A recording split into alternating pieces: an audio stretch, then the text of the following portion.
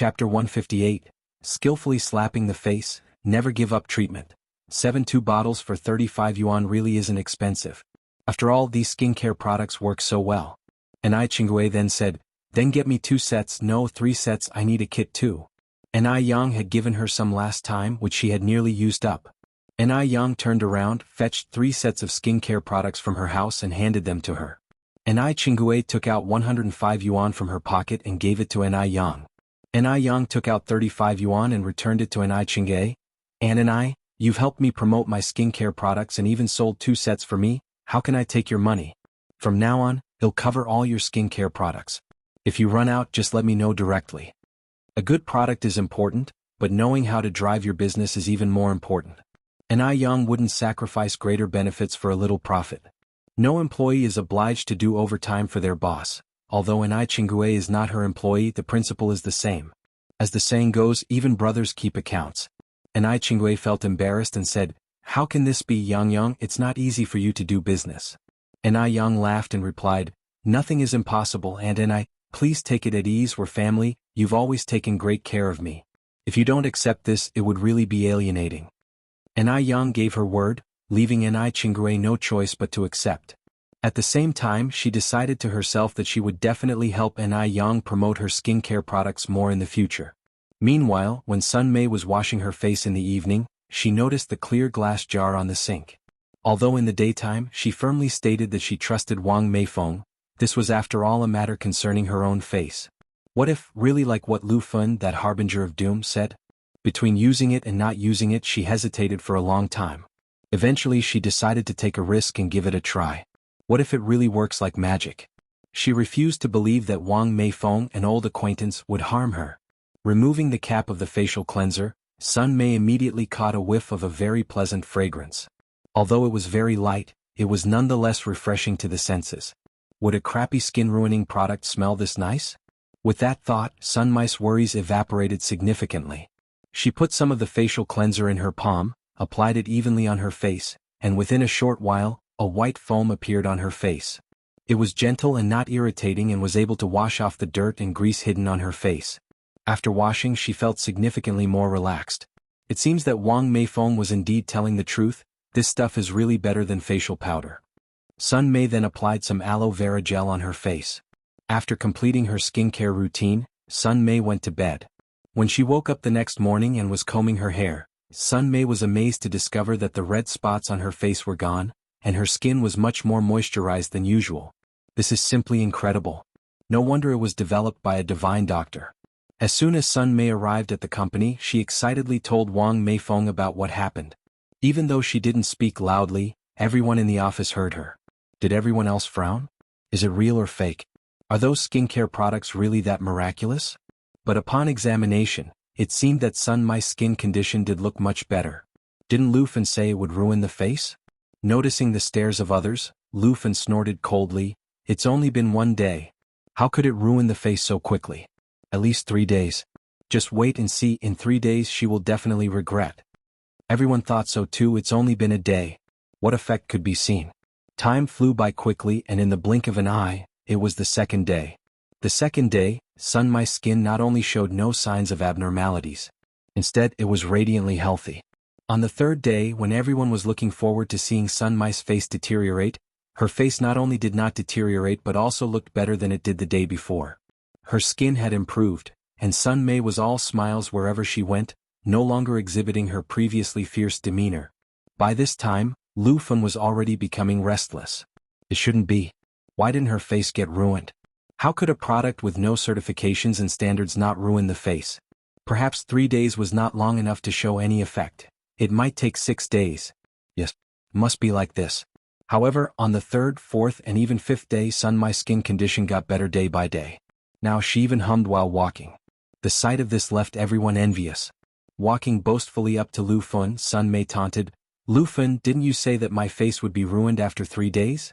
But now, 6 days have passed, not only is my face undamaged, but my skin has also been getting better and better each day. You really should apologize to Meifeng.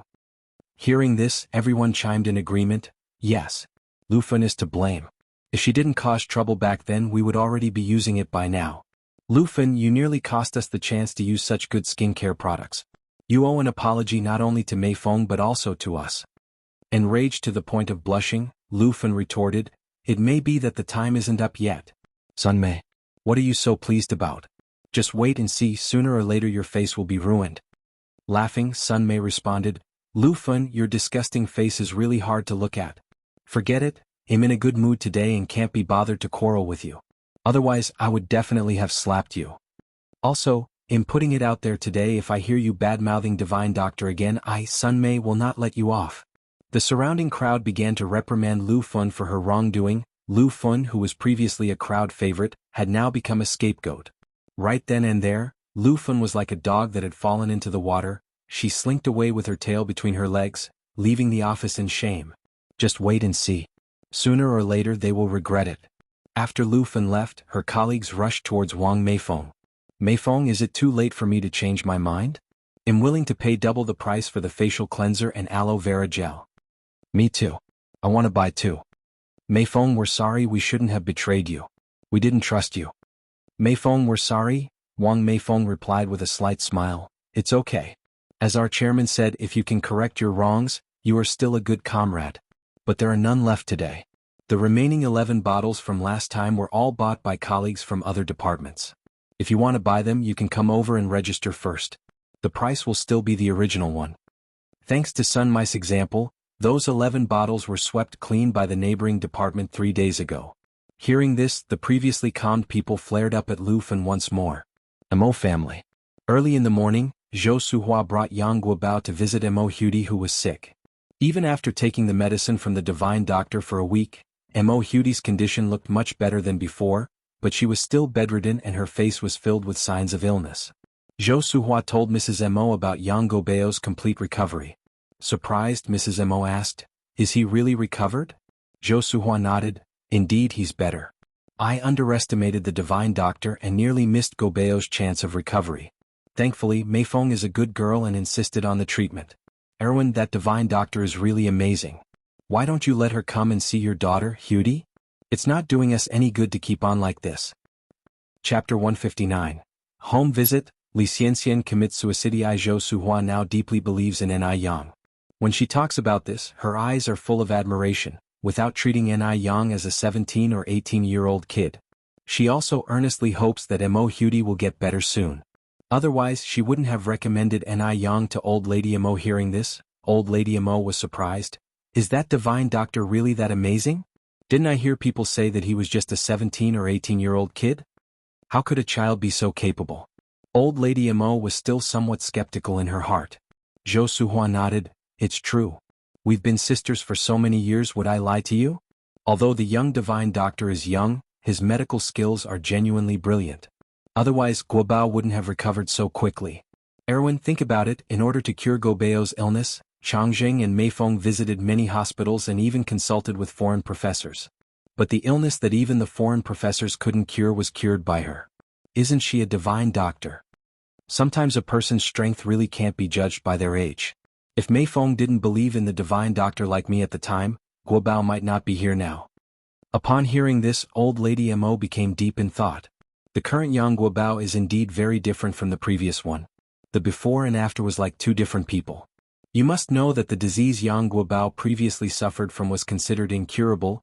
There was no record of successful treatment in modern medicine. But Yang Guobao and Mo Hudi's illnesses were completely different. Could that Divine Doctor really cure Mo Hudi as well?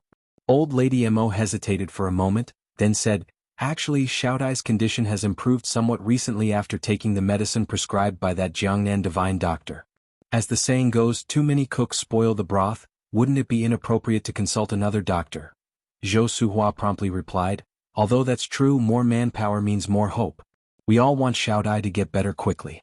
Seeing as that Jiangnan Divine Doctor hasn't even shown his face, getting another person to have a look might ease our concerns. Zhou Suhua spoke reasonably, so Old Lady Mo nodded. Suhua, your words are eye-opening. In this case, where does that Divine Doctor live? I'll have someone invite him right away. Zhou Suhua said, let's do this, I'll call Meifeng now. Okay. Old Lady Mo kept nodding, then I will have to trouble your family's Meifeng. Zhou Suhua laughed and said, we've known each other for so many years, there's no need to mention anything burdensome. Zhou Suhua got up to make the call. Wang Meifeng is also a warm-hearted person. Upon hearing her mother-in-law's words, she immediately dropped her work, and had Yang Changjing drive her to Nai Yang's place. Yang Guobao bounced over. Grandma, old lady Mo, is Sister Nai Yang coming to treat Xiaodai? Zhou Suhua nodded. Yes, your dad and mom have already gone to pick up your sister Nai Yang. Yang Guobao cheerfully said, That's great. Sister Nai Yang will surely cure Xiaodai. After that, Yang Guobao ran to the bedroom to bring this good news to Mo Hudi, who was lying in bed. The servant quickly shut the door, fearing that even a little wind would come in. Yang Guobao ran to Mo Hudi's bedside, excitedly saying, Xiaodai, let me tell you, Sister Nai Yang is really amazing. When he said this, his eyes were nearly sparkling. Mo Hudi weakly said, Really? Yang Guobao nodded, It's really true. Look how well I look now. It's Sister Nai Yang who cured me. Xiaodai, don't worry, Sister Nai Yang will definitely be able to cure you too. Soon we can go to school together and play together. Hearing this, a smile of longing appeared in Mo Hudi's eyes. It was a desire emanating from the depths of her heart. It was also the redemption of a deeply ill person. Just then there were footsteps outside the door again. Old Lady Zhang and Miss Xianjing are here. The servant pushed open the door from outside. Zhang Xianjing supported Old Lady Zhang into the room, and the coughing sound of Old Lady Zhang accompanied them. Old Lady Mo, seeing Zhou Suhua, Zhang Xianjing exclaimed in surprise, Oh, Old Lady Yang is here too. Xianjing. Zhou Suhua greeted her with a smile. Zhang Xianjing was a sweet and pretty girl who performed well in her studies. She was quite liked by the elderly folks. Chapter 160. Home Visit, Li Xianxian Commits Suicide _2. After everyone was settled, Mrs. Zhang asked, Erwin, I heard that Xiaodai has improved significantly after taking the medicine Xianxian sent over. Is that true? Madame Mo nodded. Yes, Xiaodai has indeed improved a lot thanks to Xianxian. But later, a divine doctor will be coming to check on Xiaodai. Is it that divine doctor from Jiangnan? Mrs. Zhang continued to ask. Madame Mo said, No, it's the doctor who cured Guobao. Guobao is well? Mrs. Zhang expressed her surprise. Suhua, is this true? Zhou Suhua nodded, It's true. Mrs. Zhang went on, Where is Guobao? Zhou Suhua replied with a smile. He's inside chatting with Xiaodai. Let me call him out for you. All right. Mrs. Zhang nodded. Shortly after, Zhou Suhua brought Yang Guobao out from the room. Hello, Granny Zhang and Sister Xianjing, Yang Guobao greeted politely. Come here. Let me take a good look at you, Mrs. Zhang summoned Yang Guobao. Yang Guobao approached. Mrs. Zhang first felt Yang Guobao's forehead and then his hands, pausing for a long while before confirming. He's cured. He's truly cured. In a sick person, it's normally cold at the root of the nose and the acupuncture point in the middle of the palm. However, those points in Yang Guobao were no different from a healthy person's. Granny Zhang, of course am cured, Yang Guobao said proudly. My sister Nai Yang is very awesome. Sister Nai Yang?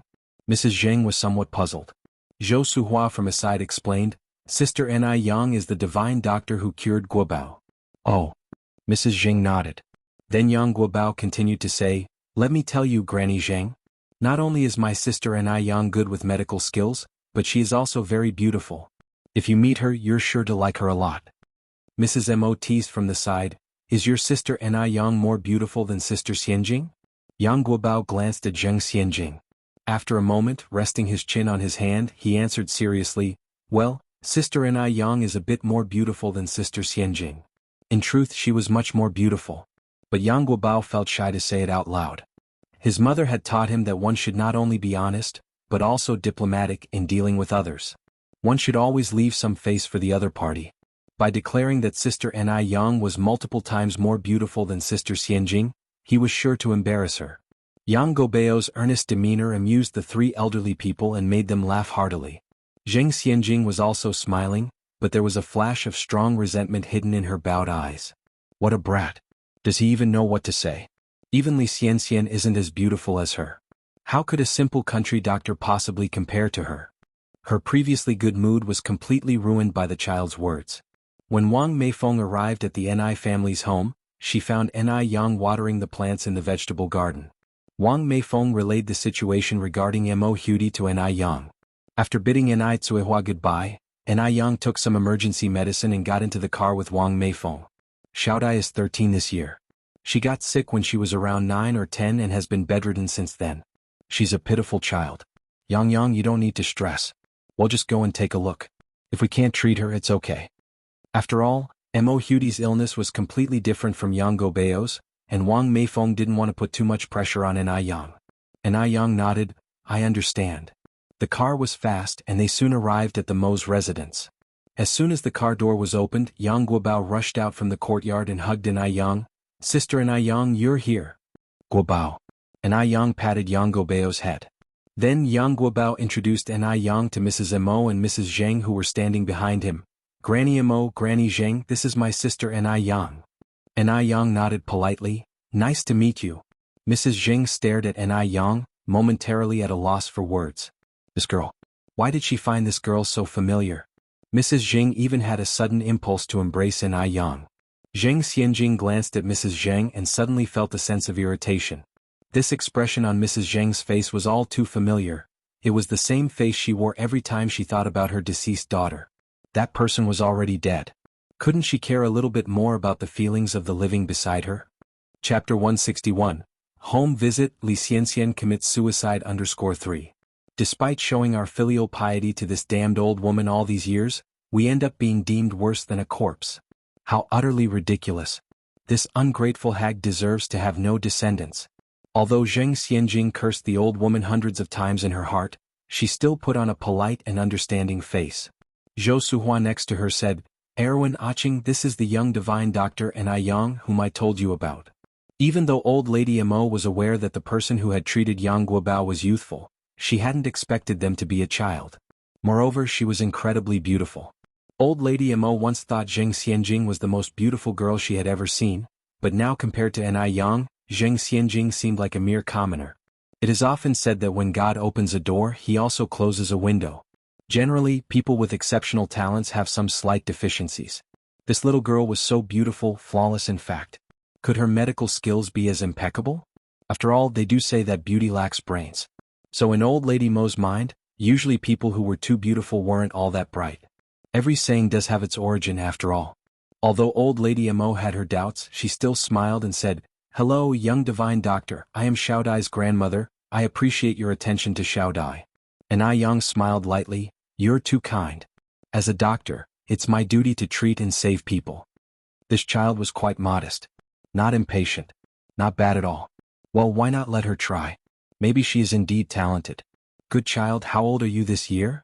Old lady Zheng asked, holding Nai Yang's hand with a somewhat moved expression. Nai Yang politely answered, Old lady, I am 17 today. Old lady Zheng nodded, 17, 2 years younger than our Tingting. Where are you from? Before the old lady could continue her question, Zheng Tingting interjected surprisingly, I can't believe the young divine doctor is only 17. At 17 I was just a child, but the young divine doctor is already famous. It's quite a shame to our generation. Even though this remark seemed to praise Nai Yang, it actually had a sting. Famous? Nai Yang had only treated one person, Yang Guobao, so where did this fame come from? Besides, old lady Mo was doubtful of Nai Yang's medical skills from the start. This remark was not only prickling but also filled with considerable ridicule. For some reason, Zheng Xianjing just couldn't bring herself to like Nai Yang. Having such a beautiful face, she was certainly no good girl. Zheng Xianjing enjoyed hanging out with people who were less attractive than her. Those who looked better than her deserved to die. Nai Yang wasn't offended but smiled and said, Kai Wenji identified melodies at 6, Kong Rong yielded pairs at 7, and Gan Luo became prime minister at 12. People are different with diverse talents. You don't need to feel inferior, sister. Nai Yang's tone was light, but her words were powerful, a beautiful retort. Zheng Xianjing kept a stifled breath in her heart, almost to the point of being infuriated to death by Nai Yang. Both old lady Mo and old lady Zheng wore approving expressions. This young divine doctor indeed was a formidable figure. An ordinary 17-year-old child wouldn't comprehend such philosophy, let alone so much insight. Besides, Zheng Xianjing was usually an exceptional kid. Very few rich girls could match her rhetorically, but today she tasted defeat at the hands of Nai Yang. Quite extraordinary indeed. Seeing Zheng Xianjing in an awkward position, old lady Mo stepped in and said, Let's go inside. Xiao Dai is still waiting. Zheng Xianjing bit her lips unwillingly but remained silent. Sometimes less talk is better. The more one talks, the more mistakes they make. She would take her revenge at the appropriate time. Yang followed old Lady Mo and others into the courtyard. The Mo family lived in a row of villas with 5 floors each. The villas in the front, the servants' rooms at the back. The servants' rooms were slightly shorter but very grand, clearly indicating the family's prosperity. The interior was also top-grade luxury.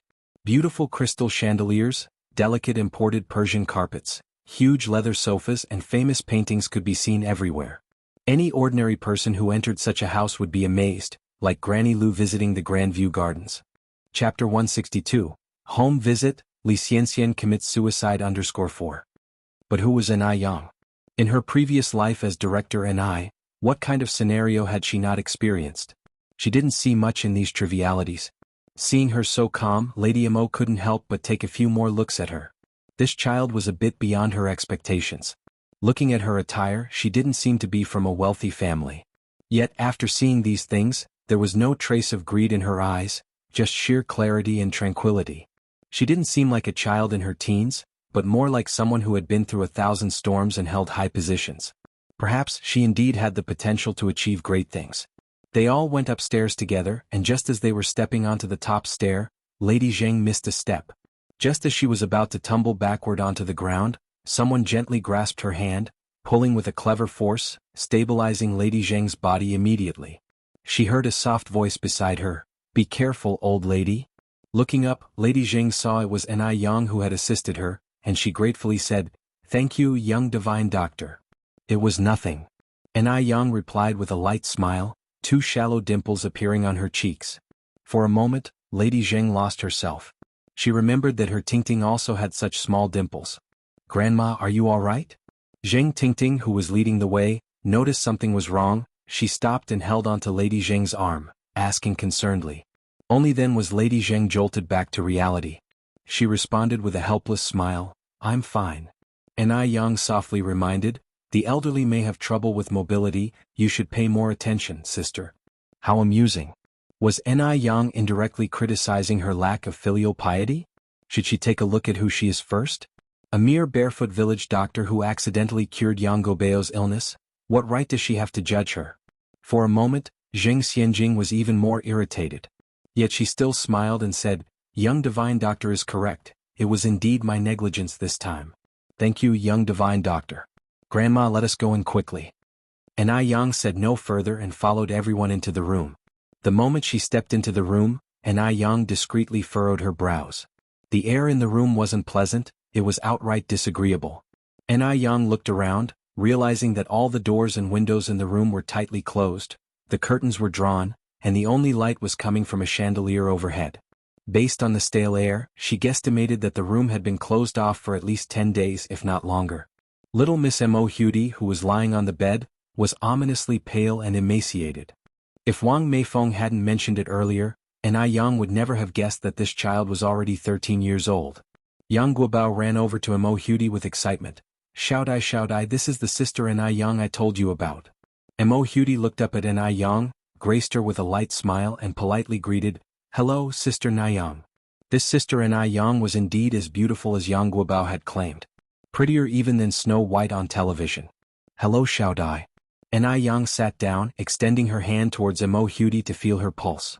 The air in the room grew still. Everyone was waiting for Yang to speak. After a while, Yang released her hand, raised Mo Hudi's chin and instructed, "Don't be nervous, close your eyes first. I need to check your pupils." Mo Hudi closed her eyes as instructed. After examining her pupils, Yang wore a complex expression. She looked up at Lady Mo and asked, "Has Xiaodai been taking any medication lately? And did her condition improve after that?" "Yes." Lady Mo nodded. Yang continued, "Can you bring the medicine over for me to see?" "Certainly." Lady Mo nodded, retrieving a small red porcelain bottle from the drawer of the bedside table. After Yang received the porcelain bottle and sniffed it lightly, she proceeded, "The pills contain aconite, piperaceae, 7 dragon's grass, puraria root, cherry seed, snake berry, dandelion, and other medicinal herbs. These herbs have astringent properties, warm regulation, and help to clear internal heat, but they have been erroneously prescribed for Xiaodai's condition. If Xiaodai seems to be improving, it is only due to the astringent properties working to alleviate her symptoms temporarily, This is treating the symptoms, not the cause. She must stop taking these immediately because otherwise within 3 days, not only will her condition not improve, but it will worsen to such an extent that it could be life-threatening. Yang spoke earnestly, there wasn't an ounce of jest in her expression. Lady Imo was taken aback. But this was personally sent by the divine doctor of Jiangnan. Chapter 163, Home Visit. Li Xianxia commits suicide _5. Could a medicine prescribed by the divine doctor be wrong? Moreover, Mo Hudi's condition has shown signs of improvement after taking the medicine. Could it be, as Yang said, a treatment of the symptoms but not the cause? One is the famous divine doctor of Jiangnan. The other is the divine doctor who cured Yang Guobao. For a moment, Elder Lady Mo was unsure about whom to trust. Seeing Elder Lady Mo's uncertainty, Yang continued, I assume the divine doctor of Jiangnan has never met Xiaodai in person, right? Old Lady Mo nodded and said, although the divine doctor of Jiangnan has never met Xiaodai in person, he is aware of her symptoms and medical history. Yang responded, even Confucius, a sage, made mistakes. Let alone the divine doctor of Jiangnan who has never met Xiaodai. Misdiagnoses are normal. Hearing this, Elder Lady Mo found herself contemplating deeply. Did the divine doctor of Jiangnan actually misdiagnose? Upon hearing this, Zheng Xianjing almost laughed out loud. How shameless of Yang. Misdiagnosis? How could the divine doctor of Jiangnan possibly misdiagnose? And Yang, a novice village doctor, had the audacity to accuse the divine doctor of misdiagnosis? Absurd.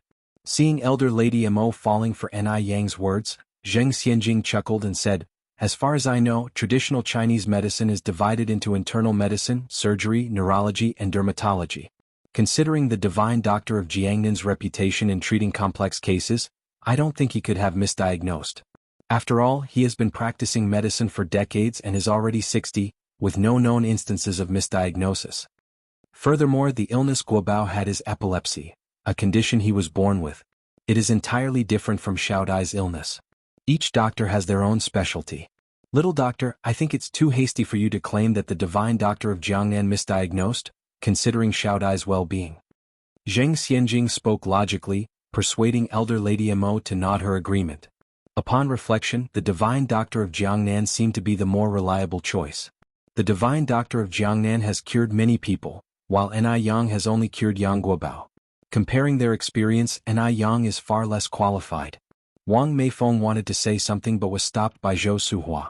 After all, life was at stake and they felt reluctant to interrupt. If Mo Hudi were to lose her life under Yang's treatment, Yang would be held responsible for her death. They invited Yang to help treat the illness, not to create hostility. As to whether they believe in Yang, it all depends on Elder Lady Mo. If anything were to happen, she wouldn't be able to blame anyone else.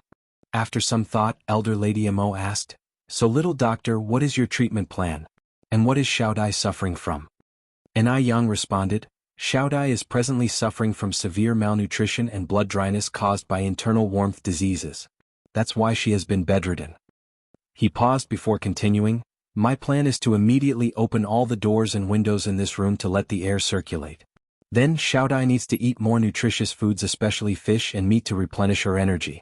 Finally, I will prescribe a formula and use acupuncture treatment. Within 6 months, Xiaodai will be cured. 6 months are just a conservative estimate. In fact, with Yang's skill, it only takes 2 to 3 months for a full recovery. Elder Lady Mo frowned slightly, but the divine doctor of Jiangnan expressly urged against exposing Xiaodai to sunlight or wind, and she is not allowed to eat oily and spicy foods. Little doctor, are you sure your treatment will work? This was a direct contradiction to the divine doctor of Jiangnan's orders. Yang explained, continuously closing doors and windows reduces air circulation, which can lead to indoor bacterial infection and weaken the body's immune system, especially in the case of someone like Xiaodai who has been bedridden for a long time. As for diet, Xiaodai's illness doesn't restrict her food intake. Constant dietary restrictions wouldn't alleviate her condition, but rather lead to malnutrition, worsening her illness. Yang's argument made sense, leaving Elder Lady Mo speechless. Zheng Xianjing sneered at him under her lowered eyes. Did this Yang actually consider himself a divine doctor? He had the audacity to refute the divine doctor of Jiangnan. How shameless. Zheng Xianjing looked at Yang and mockingly asked, so you're saying that Xiaodai must receive acupuncture? Yes, and Yang nodded, there's no other way. Zheng Xianjing continued, but I heard that only seasoned practitioners of traditional Chinese medicine can perform acupuncture. After all, if a single acupoint is wrong, the consequences could range from paralysis to life-threatening. Chapter 164, Home Visit, Li Xianxian Commits Suicide _6. At these words Mrs. Mo Sr. was taken aback. Xiaodai was the only bloodline of her daughter left, which she could not risk endangering. No matter whether it was whole-body paralysis or life-threatening, she could not bear it. Seeing Mrs. Mo Sr. in extreme panic, Zheng Xianjing added, acupuncture isn't a joke, even some regular large hospitals dare not do it. Divine Doctor, can you ensure it's completely safe? Finally finding an opportunity for revenge and to show off in front of Mrs. Mo Sr., Zheng Xianjing naturally would not miss this opportunity. Once she saved Mo Hudi's life, Mrs. Mo Sr. would definitely thank her. At that time she would become a great benefactor of the Mo family.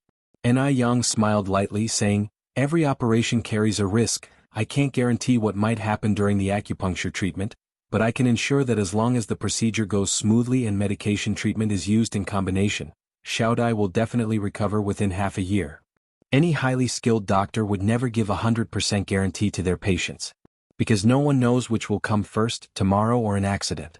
No one can predict if there will be any rejection or loss of blood during the surgical procedure.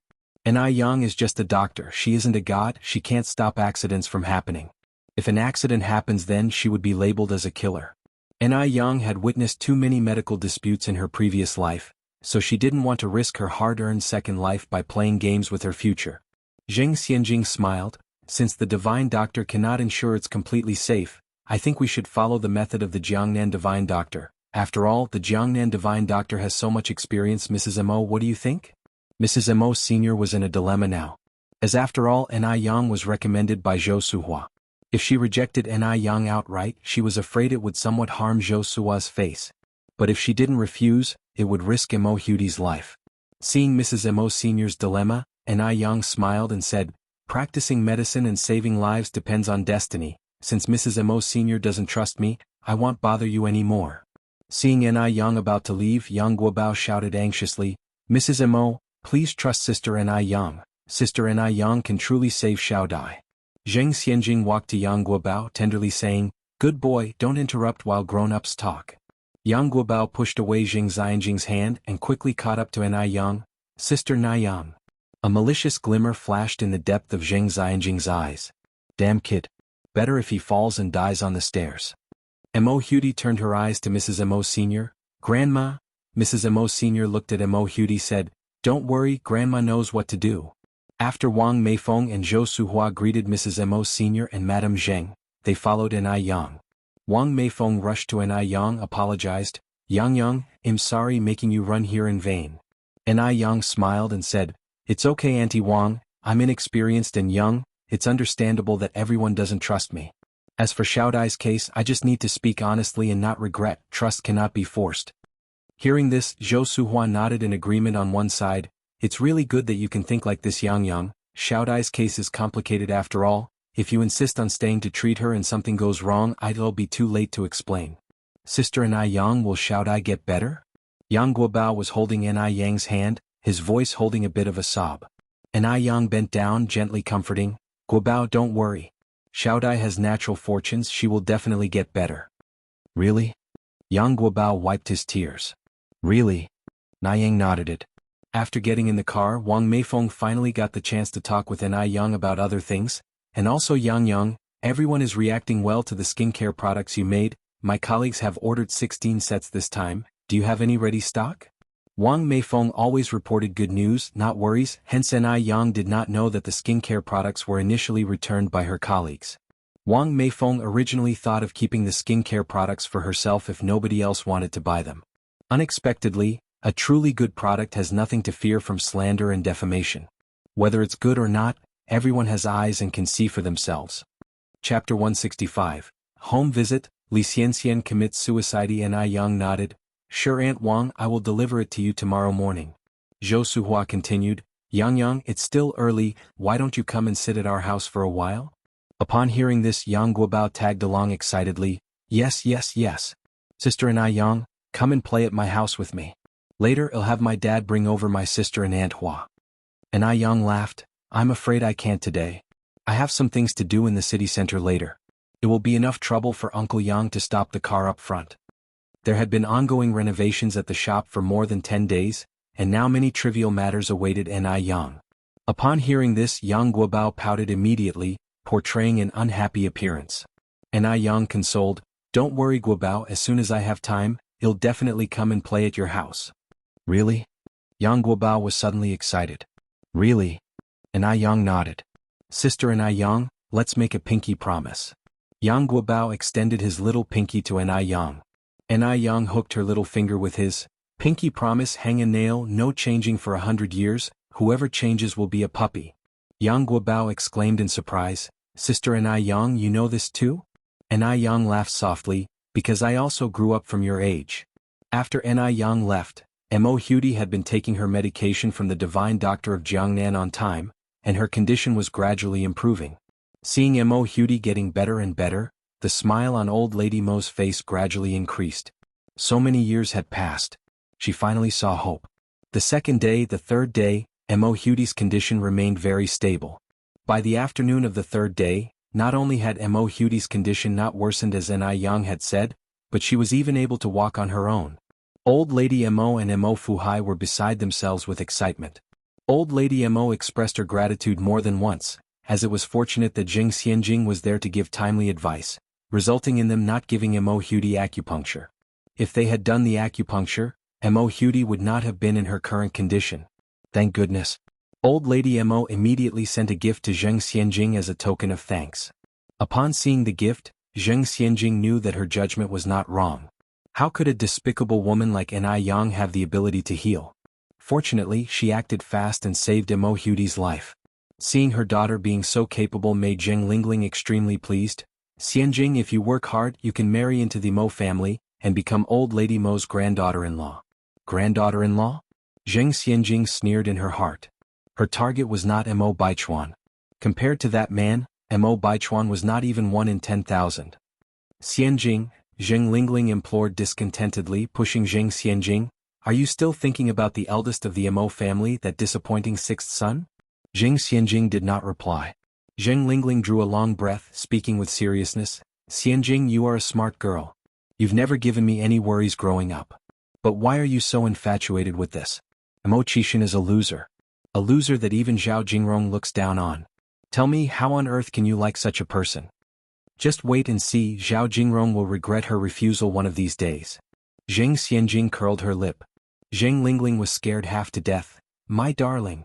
You haven't really taken a liking to that loser, have you?" Zheng Xianjing stood up and pushed Zheng Lingling out the door. "Mother, stop worrying so much. I have this under control. Just remember, only the best man in the world is worthy of me." After returning to her room, Zheng Xianjing lay in bed. Her mind kept drifting back to that scene she had inadvertently witnessed half a year ago. If she wasn't mistaken, Mo Qixin was far more complicated than he appeared to be. So, she wanted to take a gamble on Mo Qixin. Now she needed to go to bed early, and then wake up early tomorrow to go congratulate the Mo family. Mo Qixin should have returned after being away for so long. However, chaos had descended upon the Mo family. Mo Hudi's condition suddenly worsened. It started with a low fever, then a high fever, and finally she fell into a coma. In the middle of the night, lights were on all over the Mo family's residence. Both practitioners of traditional Chinese medicine and Western medicine surrounded Mo Hudi's room, but none could determine the cause of her condition, let alone how to reduce her fever. Old Lady Mo was so worried that she was wiping away tears. What to do? What should they do now? At this critical time, it was Mo Fuhai who maintained his composure. Don't worry. Maybe this is just a normal reaction to the medication. Mrs. Lin, call Miss Xianxian right now and ask the divine doctor what is going on." "Yes, sir, I'll do it right away." On the other end of the phone, Li Xianxian's voice was terrible. She cried, "I'm so sorry, grandfather and grandmother, I really didn't know that the divine doctor was lying to me." Mo Fuhai snatched the phone abruptly, angrily saying, "That damn divine doctor dared to play with people's lives. Tell me, what's his name? Where does he live?" Overwhelmed with sobs, Li Xianxian gasped for air. He committed suicide out of guilt." Mo Fuhai, a man who had lived through half his life filled with battles, lost control for the first time. He smashed the phone violently. On the other end of the line, a malicious curve tugged at the corner of Li Xianxian's mouth. Yang would be married to a man castrated by the heavens. Mo Hudi was also killed by someone. The two stumbling blocks were gone. Her second half of life was now worry-free. Il-1 Xianxian shed tears while picking up a pen and slowly writing 2 characters on the paper. Suicide note. In her nearly 1,000-word suicide note, she expressed all of her regret to Mo Hudi. She had wronged Mo Hudi, so she could only repay her with her own life. After finishing the suicide note, Li Xianxian picked up a sharp dagger and slowly slit her wrist's radial artery. Blood dripped onto the suicide note, reflecting the stark black and white characters. Half an hour later, the urgent alarm went off. An hour later, several police officers went to the Mo family, explained the situation with Li Xianxian to old lady Mo and Mo Fuhai, and handed them a copy of her suicide note. Comrade Li Xianxian is currently in critical condition. The hospital has issued 3 critical condition notifications. She is an orphan with no family. The only contact person is you, so please prepare yourselves. Old lady Mo cried, "Why is Xianxian so foolish?" Mo Fuhai also didn't expect that Li Xianxian would choose to prove her innocence through suicide. These continuous waves of events plunged the 2 elderly people into endless pain and self-blame. At this point, the servant Mrs. Lin said, "Old madam, there's someone who might be able to save Xiao Dai." Mo Fuhai and old lady Mo grasped at this like the last straw. Mrs. Lin continued, "It's that young divine doctor who came last time. Do you remember, old madam? He said that Xiao Dai's condition would worsen within 3 days. Today is the 3rd day." Chapter 166. Uncle and nephew standoff, believe in Yang Angle yes. And Nayang. Madame Mo took Auntie Lin's hand. "Auntie Lin, contact the divine doctor Ni Yang immediately." Auntie Lin responded, "Okay, I will contact him right away." Ni Yang's home did not have a phone. If the Mo family wanted to get in touch with him, they had to contact Wang Meifeng first. Unfortunately, after calling many times, no one answered. Madame Mo grew increasingly anxious. Just as she was considering sending the driver to the Yang family's home, they heard footsteps from within the house. "Grandfather, grandmother." Mo Baichuan walked in with a few doctors in white coats trailing behind him. Baichuan. Seeing Mo Baichuan, Mo Qishan and Madame Mo felt like they saw a beacon of hope. Madame Mo hugged Mo Qishan tightly, sobbing softly. "Grandma, don't worry. Xiao Dai is destined to be lucky, she will be all right." Mo Baichuan continued, "By the way, I want to introduce Dr. Ace who came from overseas along with his students. Dr. Ace has an extraordinary medical skill and has even won an international award." Upon hearing this, Mo Fuhai and Madame Mo turned their attention to Dr. Ace and his students. "Nice to meet you, Dr. Ace." "Mr. and Mrs. Mo, nice to meet you." Mo Baichuan continued, "Grandpa and Grandma, let Dr. Ace examine Xiao Dai first. Our family has already been swindled by a so-called divine doctor. We cannot afford to make the same mistake again. Medical science is advanced overseas. These so-called divine doctors should have been outdated long ago." Yes, Baichuan is right," Madame Mo nodded, leading Mo Baichuan and Dr. Ace upstairs. As soon as they entered the room, Dr. Ace said seriously, "Ignorance. Such plain ignorance. Sealing off windows and doors won't help the patient's disease, but rather cultivate bacteria. A patient's immunity is generally much lower than average, so you are bringing harm to her. Open the windows and doors immediately to maintain airflow in the room." These words were exactly what Ni Yang had said. Madame Mo instructed people to open the doors and windows immediately. Fresh air from the outside flowed into the room, making the air inside much more pleasant. People usually have a pale face when having a fever, but Mo Hudi on the bed was pale as a ghost. The students prepared medical equipment while Dr. Ace conducted a full-body examination on Mo Hudi. Mo Baichuan checked his watch before saying, "Grandpa and Grandma, I will leave for a while and come back soon. If Dr. Ace needs anything, please cooperate with him." Mo Fuhai nodded, "You go first, no need to worry about us." Mo Baichuan grabbed his coat and hurried out. By this time the sky was beginning to light up. Dr. Ace continued to examine Mo Hudi. The atmosphere in the room was tense as Mo Fuhai and Madame Mo waited anxiously. As time passed, Dr. Ace eventually put down his stethoscope. Mo Fuhai and Madame Mo immediately approached Dr. Ace. "How is Xiao Dai, Dr. Ace? Is there any hope for her?" Dr. Ace responded, "Given the current situation, there is generally no hope. However, there is one last method we can try." "Tell us." Madame Mo hurriedly said, "We will do anything to save Xiao Dai." Mo Fuhai echoed, yes. Dr. Ace, as long as you tell us, we will cooperate. A total blood transfusion, Dr. Ace continued. However, this operation only has a 30% success rate. As guardians, please consider whether to proceed with this surgery. Total blood transfusion? Blood is the source of life in a human body. If all the blood drains out, accidents are likely to happen.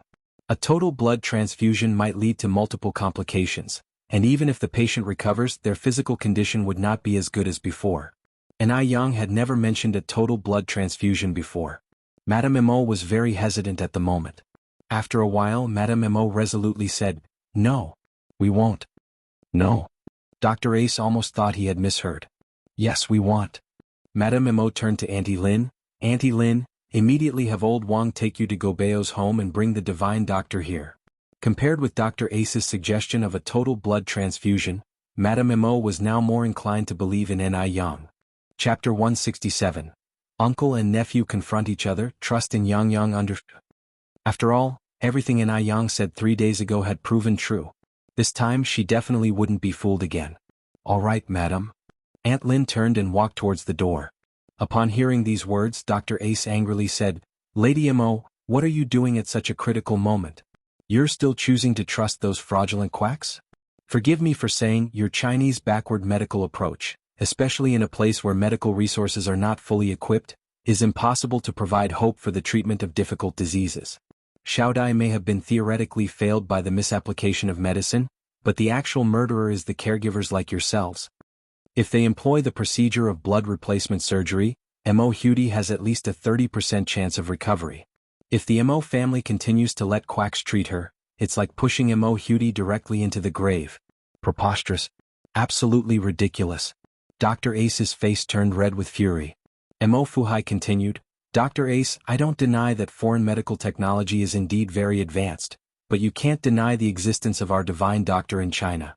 The history of China has been handed down over 5,000 years and has produced many legendary doctors. Dr. Ace responded speechlessly, now I finally know how the Qing dynasty fell. It's because of ignorant people like you. You will regret this. There will be no pill for regret later. As a doctor, the situation they hated the most was when patients clearly had a chance to survive, but were delayed by their family's decisions. Dr. Ace was so angry that he was at a loss for words. If it weren't for his students holding him back, he might have already turned violent. Let's go. Dr. Ace didn't want to stay here any longer. He led his students away from the Mo's house. Looking at Dr. Ace's retreating figure, Mo Fuhai turned to Lady Mo and asked, Erwin, have you really decided to trust this young divine doctor? Yes. Lady Mo nodded, I have faith in her, she'll be able to cure our Xiaodai. Let's try it again. There was a far-off look in Mo Fuhai's eyes. Aunt Lin immediately went to Yang's house by car. It wasn't until approximate 2 hours later that the car once again appeared in front of the Mo family mansion. Lady Mo and Mo Fuhai personally met them at the door. Little divine doctor, you finally arrived. Madame Mo grabbed Yang's hand tightly, like a drowning person clutching the last straw for survival. Yang? When Mo Fuhai saw Yang, he was stunned. He hadn't expected that the divine doctor Lady Mo had been talking about was Yang. Seeing Yang somehow reassured him a lot. Because he knew that Yang never did anything she wasn't confident about. Yang seemed a bit surprised too. Grandpa Mo? Lady Mo looked puzzled. Do you know each other? Mo Fuhai continued, Yang is the young friend I told you about who I met while fishing in Jinghua village. Lady Mo replied, what a wonderful coincidence. Little divine doctor, our Xiaodai is in a critical situation right now, please take a look at her quickly. All right. Yang nodded and they head upstairs together. Compared to 3 days ago, Mo Hudi's current situation was far more severe. Xiaodai. Lady Mo covered her mouth, sobbing in low voice. Her emotional state was nearing the breaking point. Mo Fuhai sighed deeply and patted Lady Mo's shoulder, comforting her, Xiaodai will be all right. Yang sat by the bed, took Mo Hudi's pulse with a very serious face. A moment later, Yang took a pill from her bag and put it in Mo Hudi's mouth. Yang, how is Xiaodai now? Mo Fuhai asked anxiously. Not hiding anything, Yang bluntly stated, the situation isn't good. What do we do then? Is there really no hope left? Mo Fuhai continued to ask. Yang continued, there's still hope, but you should mentally prepare for the worst. They'll first try acupuncture with Xiaodai. If she wakes up after that, then some Chinese medicine should be able to cure her. As the saying goes, the higher the hope, the greater the disappointment. Given Mo Hudi's current condition, Ai Yang couldn't give them much hope, she could only try her best. Mo Fuhai hesitated, so it seems Xiaodai's life or death depends on this acupuncture? Yes. Ai Yang nodded. Although acupuncture has its risks, it's far safer than a complete blood transfusion. Chapter 168. Uncle and Nephew Standoff Believe in Yang 3. Madame Mo continued, Alright, well be troubling the young divine doctor then. Please start acupuncture for Xiaodai. Alright. Ai Yang followed, Oh, 'twill also need a candle. Upon hearing this, a servant immediately went to prepare a candle. Ai Yang opened her acupuncture kit, revealing a row of gold needles against the gray-white interior. These gold needles cost Ai Yang 6 large Unity lottery tickets. Although silver needles were much cheaper, her master who taught her skills once told her that the effects of silver needles couldn't compare to gold needles. So, Ai Yang gritted her teeth and bought gold needles instead. After leaving the Mo family, Dr. Ace found Mo Baichuan and lodged a complaint about Mo Fuhai and Madame Mo. After hearing Dr. Ace's words, Mo Baichuan also felt that his grandparents had acted improperly this time. After all, they had been deceived once. How could they still trust the so-called divine doctor this time? Such a muddle-headed decision. He was now curious to see what skills this so-called divine doctor had. After Mo Baichuan got out of his car, he quickly walked towards the villa. The moment he pushed the door open, he thought he was having an hallucination. The young girl was wearing a water blue chest dress, wide leg pants, and small leather shoes, just like a university student from oil paintings of the Republic of China. Mingming was plain and natural but had rosy lips and white teeth, beautiful yet bewitching. Was this Ai Yang? Mo Baichuan had an ominous feeling. Could it be that Ai Yang was the so-called divine doctor? This was too absurd, right? Without even thinking, he knew why Ai Yang was here. She was just trying to catch his attention. Such people really stop at nothing. A look of disgust appeared on Mo Baichuan's face as he strode into the room. Hearing the sound, Madame Mo immediately looked up. Chuan is back. Suppressing his anger, Mo Baichuan replied, Grandmother, Dr. Ace is a renowned doctor in M country. How could you anger him away? He said that there's a 30% chance of success, so he definitely has the ability to cure Xiaodai. Don't you realize that you're ruining Xiaodai's life by doing this? That voice sounded familiar. While heating the gold needles over the candle, Ai Yang glanced over. At first glance, she saw a face that annoyed her significantly. Why was he everywhere? Ai Yang subtly averted her gaze and focused on the gold needles in her hand. What are you talking about, Chuan? Madame Mo said, I'm Xiaodai's biological grandmother. Why would I harm Xiaodai? If anyone's going to harm Xiaodai, it's going to be Dr. Ace. Rest easy, the young divine doctor will definitely cure Xiaodai. Mo Fuhai nodded, your grandmother is right. Young divine doctor? Mo Baichuan scoffed, his words full of disdain. You mean the noodle seller? The noodle seller? Hearing this, Madame Mo and Mo Fuhai both looked stunned. Mo Baichuan continued, Grandma, you don't know yet, do you? The young divine doctor you speak of is actually a noodle seller. Oh right, grandmother, the breakfast you eat every day is made by her. At this, not only were Madame Mo and Mo Fuhai stunned, even Ai Yang was shocked. So, the old lady was Madame Mo. Fate truly is a mysterious thing. Before Madame Mo and Mo Fuhai could speak, Mo Baichuan continued, Grandpa, don't tell me you believe that a noodle seller can cure Xiaodai? If she were truly so skillful, would she be selling noodles? Just as Ai Yang was about to speak, a deep voice suddenly came from outside the door. What's wrong with selling noodles? Can't a noodle seller be talented? Great nephew, aren't you brought up on grains as well? What right do you have to look down on noodle sellers? What right do you have to deny Yang's abilities? The man outside the door walked in against the light, his handsome features gradually appearing in the air. Interestingly enough, Ai Yang also recognized this man. While he winked at Ai Yang, he walked towards her. Yang, my great-nephew is born in the year of the dog, so he loves to bite people when he has nothing to do. Don't bother with him, I believe you can cure Xiaodai. Brother Mo, Ai Yang looked at him a bit joyfully. Counting the days, she hadn't seen Mo Chishan for 2 or 3 months now. Mo Baichuan hadn't expected that Ai Yang, just to get close to him, actually hooked up with Mo Chishan too. That's just terrifying. Uncle Six, you've been deceived by this little girl. She's not as simple as you think. The usually calm and composed Imo was now blushing with anger. He loosened his tie in frustration. Chapter 169. Uncle and Nephew Standoff, Believe in Yang 4. Imo Baichuan continued, she's just trying to get my attention. That's why she's not leaving any stone unturned to approach you all. Imo Chishan let out a faint laugh, looking at Imo Baichuan up and down before speaking in a slow tone. Nephew, you're flattering yourself a bit too much. Why would Ni Yang neglect a good-looking person like herself for Imo Baichuan? Is Imo Baichuan even 1/10 as good-looking as she is? Imo Baichuan took a deep breath. Everything I said is true. Until today she tried to approach me in many ways, but I rejected all her attempts. She's a woman full of schemes. Nonsense. Imo Fuhai stood up and said, Yang is not that kind of person. Having known Ni Yang for a while, Imo Fuhai deeply acknowledged her upbringing and character. Grandfather, Uncle 6. Ni Yang's aim is simple. She wants to please you all, then marry me smoothly and become the eldest son's wife of the Imo family. You all better wake up.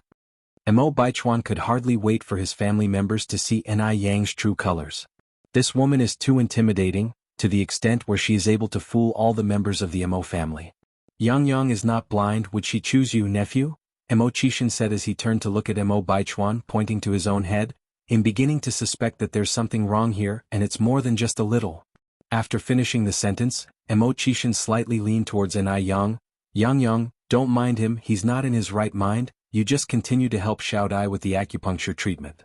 Okay, brother Imo? Ni Yang nodded. Seeing how close Ni Yang and Imo Chishan were made Imo Baichuan even more infuriated. Uncle 6, you'll get Xiao Dai killed by doing this. Imo Baichuan turned his head to look at Grandma Imo and Imo Fuhai. Grandfather, Grandma, please believe me, Ni Yang is just a noodle seller, how can she possibly cure Xiao Dai? Uncle 6, even if you're fooled by this woman, you can't just watch Xiao Dai walk toward the dead end. No matter how useless Imo Chishan is to the Imo family, his seniority is there. He will always be Imo Baichuan's Uncle 6. The Imo family places great emphasis on respecting the elders, and thus, Imo Baichuan can't confront Imo Chishan. He can only seek help from Imo Fuhai and Grandma Imo. Imo Chishan never found this nephew annoying before. But now he found Imo Baichuan irritating every aspect. Upon hearing this, Imo Chishan's face immediately darkened. Why can't a noodle seller have medical skills? Zhu Yuanzhang, the founding emperor of the Ming dynasty, had been a beggar and a food peddler before he ascended to the throne. Can you deny his ability to govern because of his past? Nephew, have you been feeding your textbooks to dogs? So, you've only picked up the skill to look down upon others? Ni Yang looked at Imo Chishan with surprise. Did Imo Chishan just show tough love? Surprisingly, this man is quite just. The corners of Ni Yang's mouth slowly curve into a soft arch, and her dimples appeared shallowly, like they could depress anyone beyond redemption. Imo Chishan subtly moved a little bit away, his figure blocking Imo Baichuan's view quite efficiently. So now only he could see that smile. Imo Baichuan clenched his fists. Uncle 6, you're going to regret this. Imo Chishan turned again to Ni Yang, hooking his lips. Yang, will you make me regret this? Of course not. Ni Yang answered casually, as she pierced the last golden needle into Imo Hudi's Baihui acupoint. The needle just went in and immediately turned black. At the same time, Imo Hudi, who was lying on the bed, slowly opened her eyes. Xiao Dai. Both Imo Fuhai and Grandma Imo exclaimed in unison. Grandma and Grandpa, Imo Hudi spoke in a weak voice. What happened to me? Grandma Imo was overwhelmed with joy and started to cry. It's alright Xiao Dai, you're alright now. Imo Baichuan was stunned. Was this a coincidence or just pure luck? Aside from her beauty, how could Ni Yang possibly save people's lives? Imo Chishan glanced at Imo Baichuan, then walked over to Ni Yang. Yang, thank you. You're welcome. Ni Yang gave the prescription she had written to Imo Baichuan. According to this prescription, prepare the medicine once a day, continuous for 3 months, Xiao Dai will be fully healed. Imo Chishan took the prescription. Okay. Grandma Imo walked over, holding Ni Yang's hand. She was so overwhelmed with emotions that she didn't know what she was supposed to say. Imo Chishan gently joked, Mom, you're going to scare Yang. I'm just too happy, too excited. Grandma Imo choked back her tears. Little divine Dr. Yang, I can't thank you enough. Thank you. Chapter 170. Uncle and Nephew Standoff, Believe in Yang 5. Ni Yang smiled slightly. Madam, you don't need to do this, it's all part of a doctor's duty. Imo Baichuan stood by with a very complicated look on his face. Now he finally understood that Ni Yang's medical skills were genuine. Her desire to be close to him was also real. Perhaps, from the very beginning, she was seeking an opportunity through curing Mo Hudi to gain his recognition. This game she was playing, it was much bigger than he thought. Old Madame Mo turned her gaze to Mo Baichuan. Chuan, aren't you going to apologize to Yang? I will never apologize to this kind of woman. Mo Baichuan left angrily after giving Ni Yang a glance. On the side, Mo Kishin's eyes flashed dangerously, but it disappeared quickly. Once she confirmed that Mo Hudi was out of danger, Ni Yang left a small bottle of pills and proposed to leave. Old Madame Mo said, I will have the driver take you. Mo Chishin picked up his coat with a smile, I will take Yang home. Ni Yang smiled and said, then I have to trouble brother Mo. This was her chance to thank Mo Chishin alone. To thank him for his trust and protection. Mo Baichuan looked at Ni Yang, and all that was left in his eyes were 4 words, putting on a show.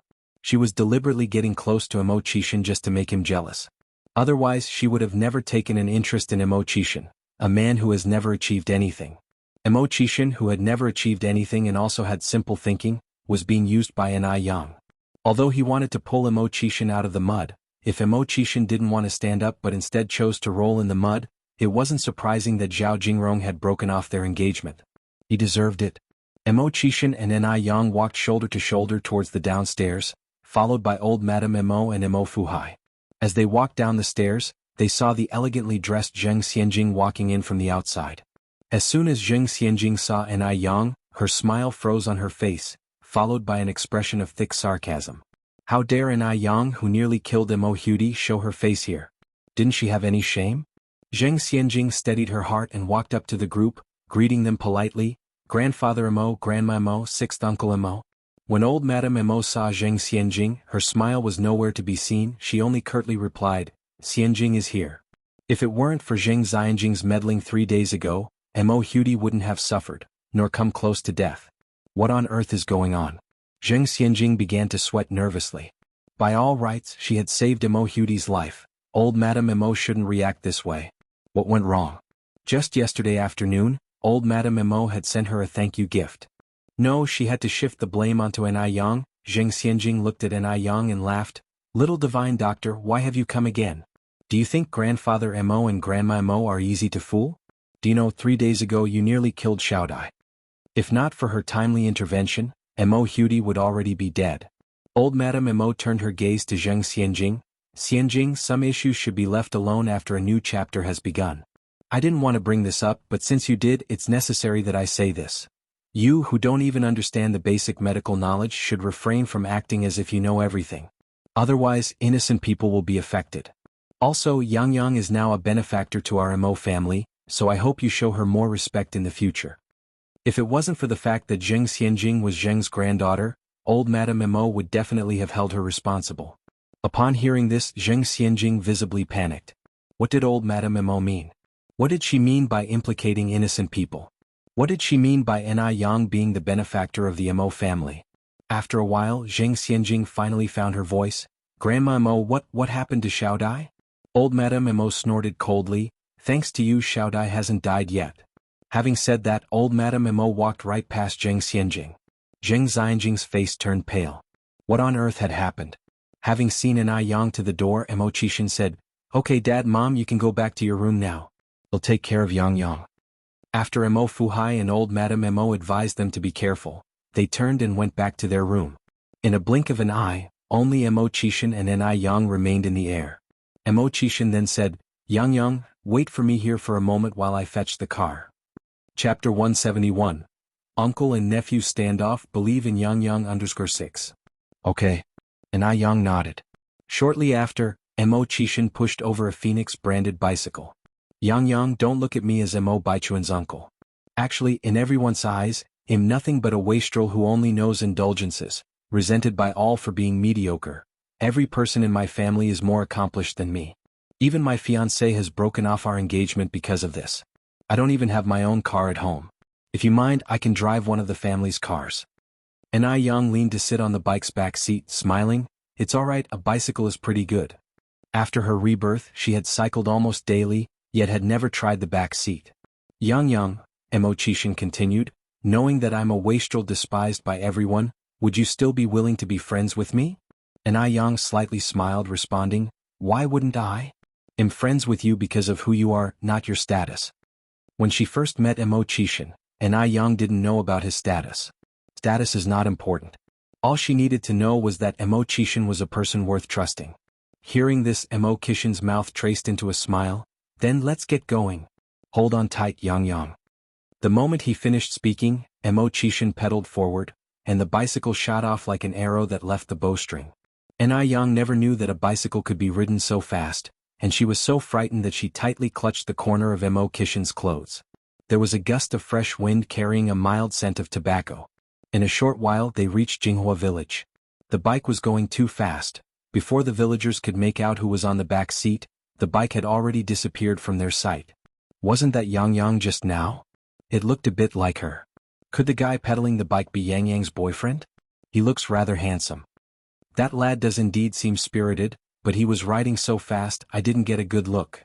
I was thinking of introducing Yang to my nephew last time, but it looks like I won't get the chance now. I was planning to introduce Yang to my baby brother. Such a pity. Although the relationships between men and women at that time were not completely liberal, it was still acceptable for boyfriends and girlfriends to date normally, as long as they weren't behaving indecently and kissing or cuddling in public places. As they approached the Ni family's house, Mo Chishan stopped the bike. Yang, you should hurry home. In response, Yang said, let's ride over and you can have a cup of tea before leaving. Aren't you scared your mom will misunderstand? Mo Chishan looked at her surprisingly. Happiness came so fast that he was a bit overwhelmed. Yang laughed, if you have nothing to hide, you have nothing to fear. What's so frightening about this? So Mo Chishan didn't refuse any further and rode the bike in. Ni Tsuehua and Ni Qinggui were having a conversation in the courtyard. Seeing someone coming, they both looked in that direction. Ni Qinggui's first reaction was, my goodness, this lad is handsome. He looked like an attractive actor fresh off the TV screens. Xiaoma. Ni Tsuehua looked surprised at Mo Chishan. Although she had only met Mo Chishan once, she deeply remembered his face because at that time, she had thought of taking Mo Chishan as her son-in-law. Hello, Auntie. Mo Chishan greeted politely. Yang hopped off the back seat of the bike. Brother Mo, this is Auntie and I. Hello, Auntie and I. Qinggui smiled. Hello. Xiaoma, come on in and sit. Ni Tsuehua enthusiastically ushered Mo Chishan into the living room. Yang took out some snacks from her house to entertain Mo Chishan. Brother Mo, don't be shy, eat whatever you want. Looking at the table full of snacks, Mo Chishan was indeed not shy and immediately peeled a piece of candy. It was quite sweet. Brother Mo, have some tea. Yang then handed over a hot cup of tea.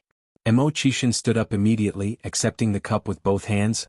Yang, you don't need to go through all the trouble, I'll be leaving shortly. Yang smiled. It's okay, it's just a cup of tea. Mo Chishan took a cautious sip of the green tea. The tea had a strong aroma, yet it was sweet. The taste was excellent. A while later, a bang-bang sound came through the air. Mo Chishan looked up in confusion. What's that noise? Yang explained, that's my mom pounding aloe vera. Pounding aloe vera? Yang laughed. Come on, Brother Mo, let me show you. Mo Chishan followed Yang's steps into the courtyard. There they saw Ni Tsuehua holding a large mallet, pounding something in a stone mortar. Inside the mortar was a pale green transparent liquid, emitting a faint fragrance.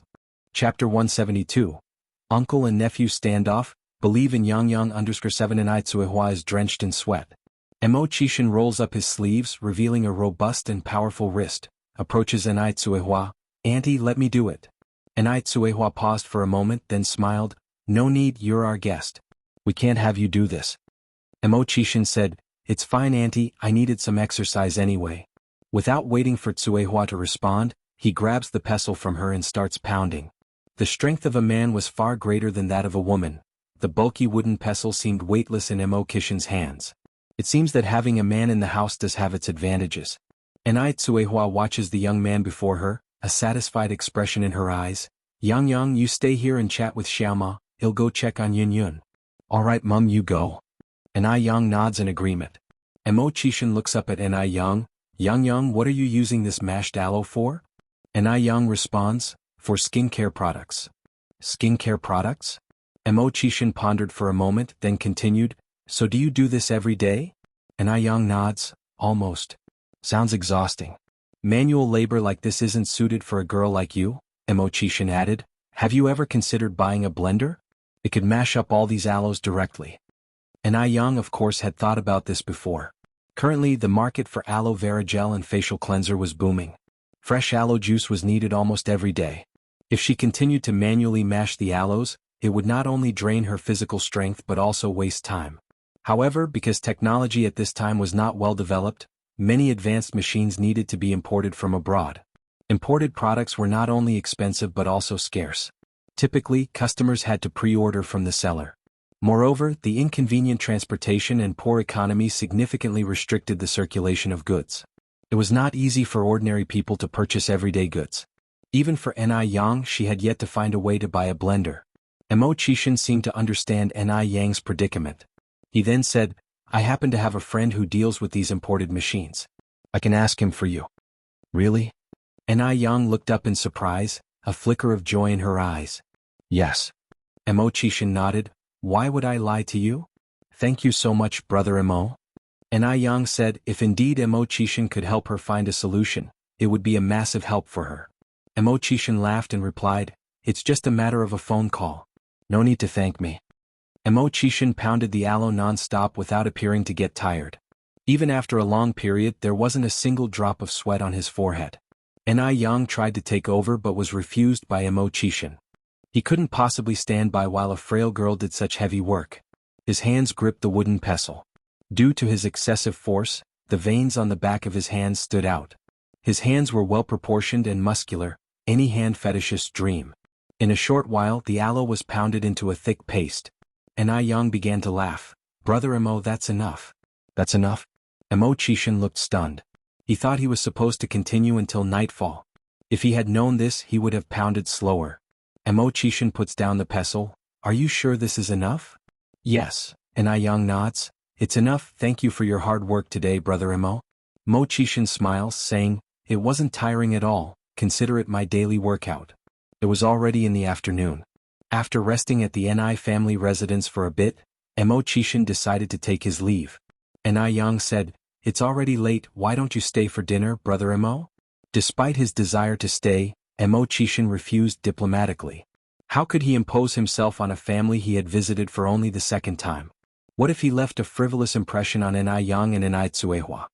He wanted to be perceived as a well-mannered young man. Xianxia was also a pragmatic person. On his way home he stopped by the village's local store and bought some cigarettes and candies. These items altogether cost him 50 yuan, which made the store owner grin from ear to ear. 50 yuan. Normally it would take him 10 days to sell this much. This young man was incredibly generous, like the god of wealth reincarnated. Young man, you seem unfamiliar. Are you related to someone in the village? The store owner asked. Old man, I'm a friend of Yang. The store owner nods his head. Oh, you're a friend of Yang. Wait a minute, young man. With a puzzled expression, Xianxia pauses. The store owner grabbed a handful of candies and shoved them into Xianxia's hands. Yang is a good girl who has been very helpful to all of us. If he had known earlier that this young man was a friend of Yang, he would have given him a discount. After leaving the store, if Xianxia saw a man he would offer a cigarette. If he encountered a woman or a child he would give out candies. All along the way, he gained praises from the villagers. A few children recognized Xianxia. Brother Imo, we remember you. Are you here to see Sister Yang? Xianxia squats down and ruffles their hair. I remember you too. You're Penghu, Xiaohua and Gooden, right? Yes. Brother Imo, you're so smart. Hence, besides the beautiful sister Yang, a handsome brother Imo was added into the children's hearts. After Imo Hudi was out of danger, Imo Fuhai and Madame Imo finally found some time to visit Xianxia in the hospital. However, the elderly couple didn't manage to see Xianxia. They only saw the police officers standing guard outside the ICU ward. Xianxia was in critical condition due to her deep wounds. Imo Fuhai approaches one of the officers. Officer, how is the investigation into the divine doctor of Jiangnan going? Our Xiaodai had no grievance with him. He couldn't possibly harm Xiaodai without a reason. There must be someone behind all of this. Chapter 173, Mr. Mog, humble and mysterious, invites guests to dinner. _1 Imo Fuhai was no fool. He knew that there were still many twists and turns to this issue that needed to be unraveled. They had never seen the divine doctor from Jiangnan. It was impossible for him to deliberately prescribe the wrong medication to Imo Hudi. Moreover, the divine doctor had no reason to ruin his lifelong reputation. After all, the title of divine doctor is not easily attained in a short time, and his current honor was hard-won. The only person related to the whole incident about Imo Hudi was Xianxia. Imo Fuhai couldn't believe that Xianxia had no fault in it as well. The officer looked at the file in his hands and said, "Mr. Imo, don't worry, we will thoroughly investigate this matter. According to our current investigation, the suspect's full name is Fang Zhizhong from Jianghu City, and he's 61 years old this year." Fang Zhizhong? At these words, both Mrs. Imo and Imo Fuhai were stunned. Mrs. Imo suddenly grabbed the officer's hand, her emotions out of control. "What did you say his name is?" "Fang Zhizhong." Imo Fuhai continued, "Fang as in square, Zhi as in wisdom, and Zhong as in middle?" "Yes." Officer nodded. Suppressing the shock in his heart, Imo Fuhai asked, "Does he have any other family members?" "No." The officer shook his head. The suspect, Fang Zhizhong, had a son, but unfortunately he died in a car accident 10 years ago. "It's him." Mrs. Imo burst into tears. "It's him. He came for revenge." Imo Fuhai's expression also darkened. No wonder, no wonder." Seeing the old couple's reactions, the police asked, "What's going on?" Imo Fuhai sighed. "It's all old history. We didn't think that he would lie in wait until now because of this." Harry's the story. 10 years ago on a stormy night, Imo Hudi's parents had a car crash with a black car on their way home. Imo Hudi's parents and the driver of the black car were killed on the spot. That black car driver's father was Fang Zhizhong. No wonder the divine doctor from Jiangnan refuses service to people surnamed Imo and Yang, because Imo Hudi's father's surname was Yang. No wonder the divine doctor never reveals his face. So that was the reason. After hearing this, the two officers also sighed. "Does Xianxia know about the grudges and grievances between Fang Zhizhong and your Imo family?" The police continued to ask. "Or does anyone else know about this?" If Xianxia knew about this, then it could be inferred that Xianxia deliberately told the Jiangnan divine doctor about it.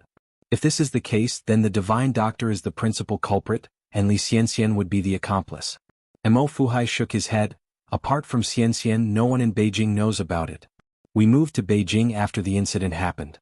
The Imo family's ancestral home in fact was in Jiangnan too.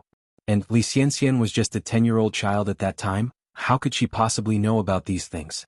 Most importantly, the incident was taboo in the Imo family. The people who knew about it kept it among themselves so no one would talk about it. Xianxia couldn't possibly foresee this. Could it be that someone in your family talked about this?" The officer continued to ask. "That should not be it," Imo Fuhai replied. "This incident is taboo in our Mo's family. No one dares to mention it generally. With the case progression till now, it could basically be closed as malicious revenge because the only main suspect is already dead. But for the sake of caution, the police wouldn't easily close the case." Mrs. Imo clutched her face and sobbed. "We should have suspected it earlier when he said that he would not treat people with Imo and Yang surnames. We should have been on guard then. Poor Xianxia got implicated." Imo Fuhai sighed. "Xianxia, the child, wasn't at fault. The main responsibility is on us. We were careless." The police left the hospital after taking their statements. Imo Fuhai and Mrs. Imo found Xianxia's chief doctor. "Dr. Wang, how is Xianxia now?" Dr. Wang looked very serious.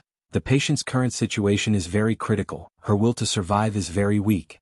Whether she will wake up or not depends on her fate." Mrs. Imo continued, "Can we go in and see her now?" The doctor shook his head. "Not yet. She needs to be transferred to the general ward after a week.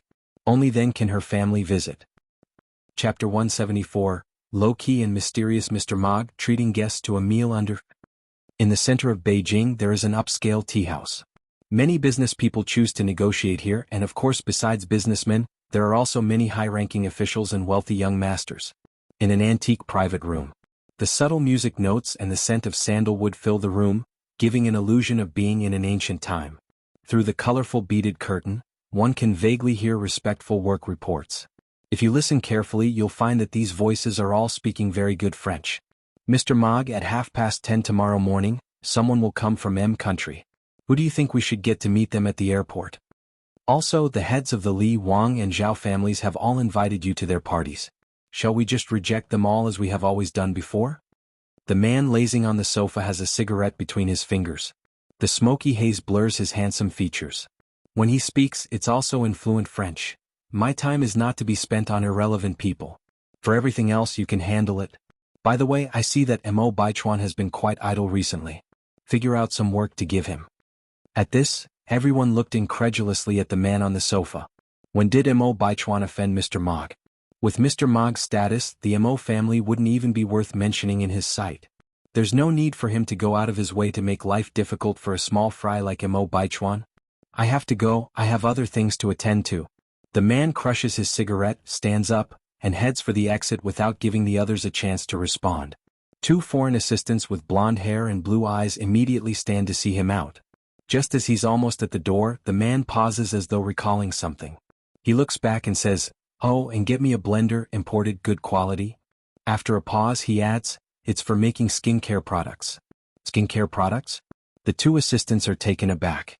When did Mr. Mog start going into the skincare business? When do you need it? By tomorrow at the latest. The man responds. All right. Though it's hard to import products at such short notice, especially obscure items like blenders, no one questions who Mr. Mog is. As long as he gives the word, even the stars would be plucked from the sky and personally delivered to him. Wherever he goes, Mr. Mog is a symbol of power. After giving these instructions, the man leaves the tea house, leaving the two assistants looking at each other in bewilderment. Zhao Jingrong, dressed flamboyantly, walks into the main hall of the tea house. Because she received reliable gossip that Mr. Mog would be visiting the tea house today, Zhao Jingrong naturally came to accidentally bump into Mr. Mog. With her credentials, as long as she's willing to put in the effort, and as long as Mr. Mog isn't blind, he is sure to fall for her. Once she wins over Mr. Mog, then she will be the most honored woman in the entire Beijing. With this thought, Zhao Jingrong lifts her chin high, her eyes filled with disdain wherever they fall. Suddenly Zhao Jingrong tenses up. The familiar figure ahead looked somewhat familiar. The first thing that meets her gaze are polished leather shoes, then tailored custom suit pants, a white shirt paired with a black suit, a very successful businessman's attire. Moving further up, there's a sexy Adam's apple, a delicate jawline, thin lips, a high and straight nose like it was carved from a knife, and the slightly uplifted phoenix eyes, filled with infinite light, are like the starry sea. There's no lack of handsome people in this circle, but ones as handsome as this man are hard to come by. Zhao Jingrong's heart skips a beat wildly, but in the next second, the admiration in her eyes is completely replaced by thick disgust. Because she suddenly recognizes that this man is none other than her ex-fiancé, Mo Qixin. What a shame, such a good-looking face, how did it end up on Mo Qixin's face? If Mo Qixin wasn't a complete loser, he might have been worthy of her. What a pity.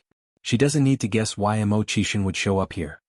He must have known that she would come here today, so he came here to wait by the rabbit's den, hoping to create an accidental meeting.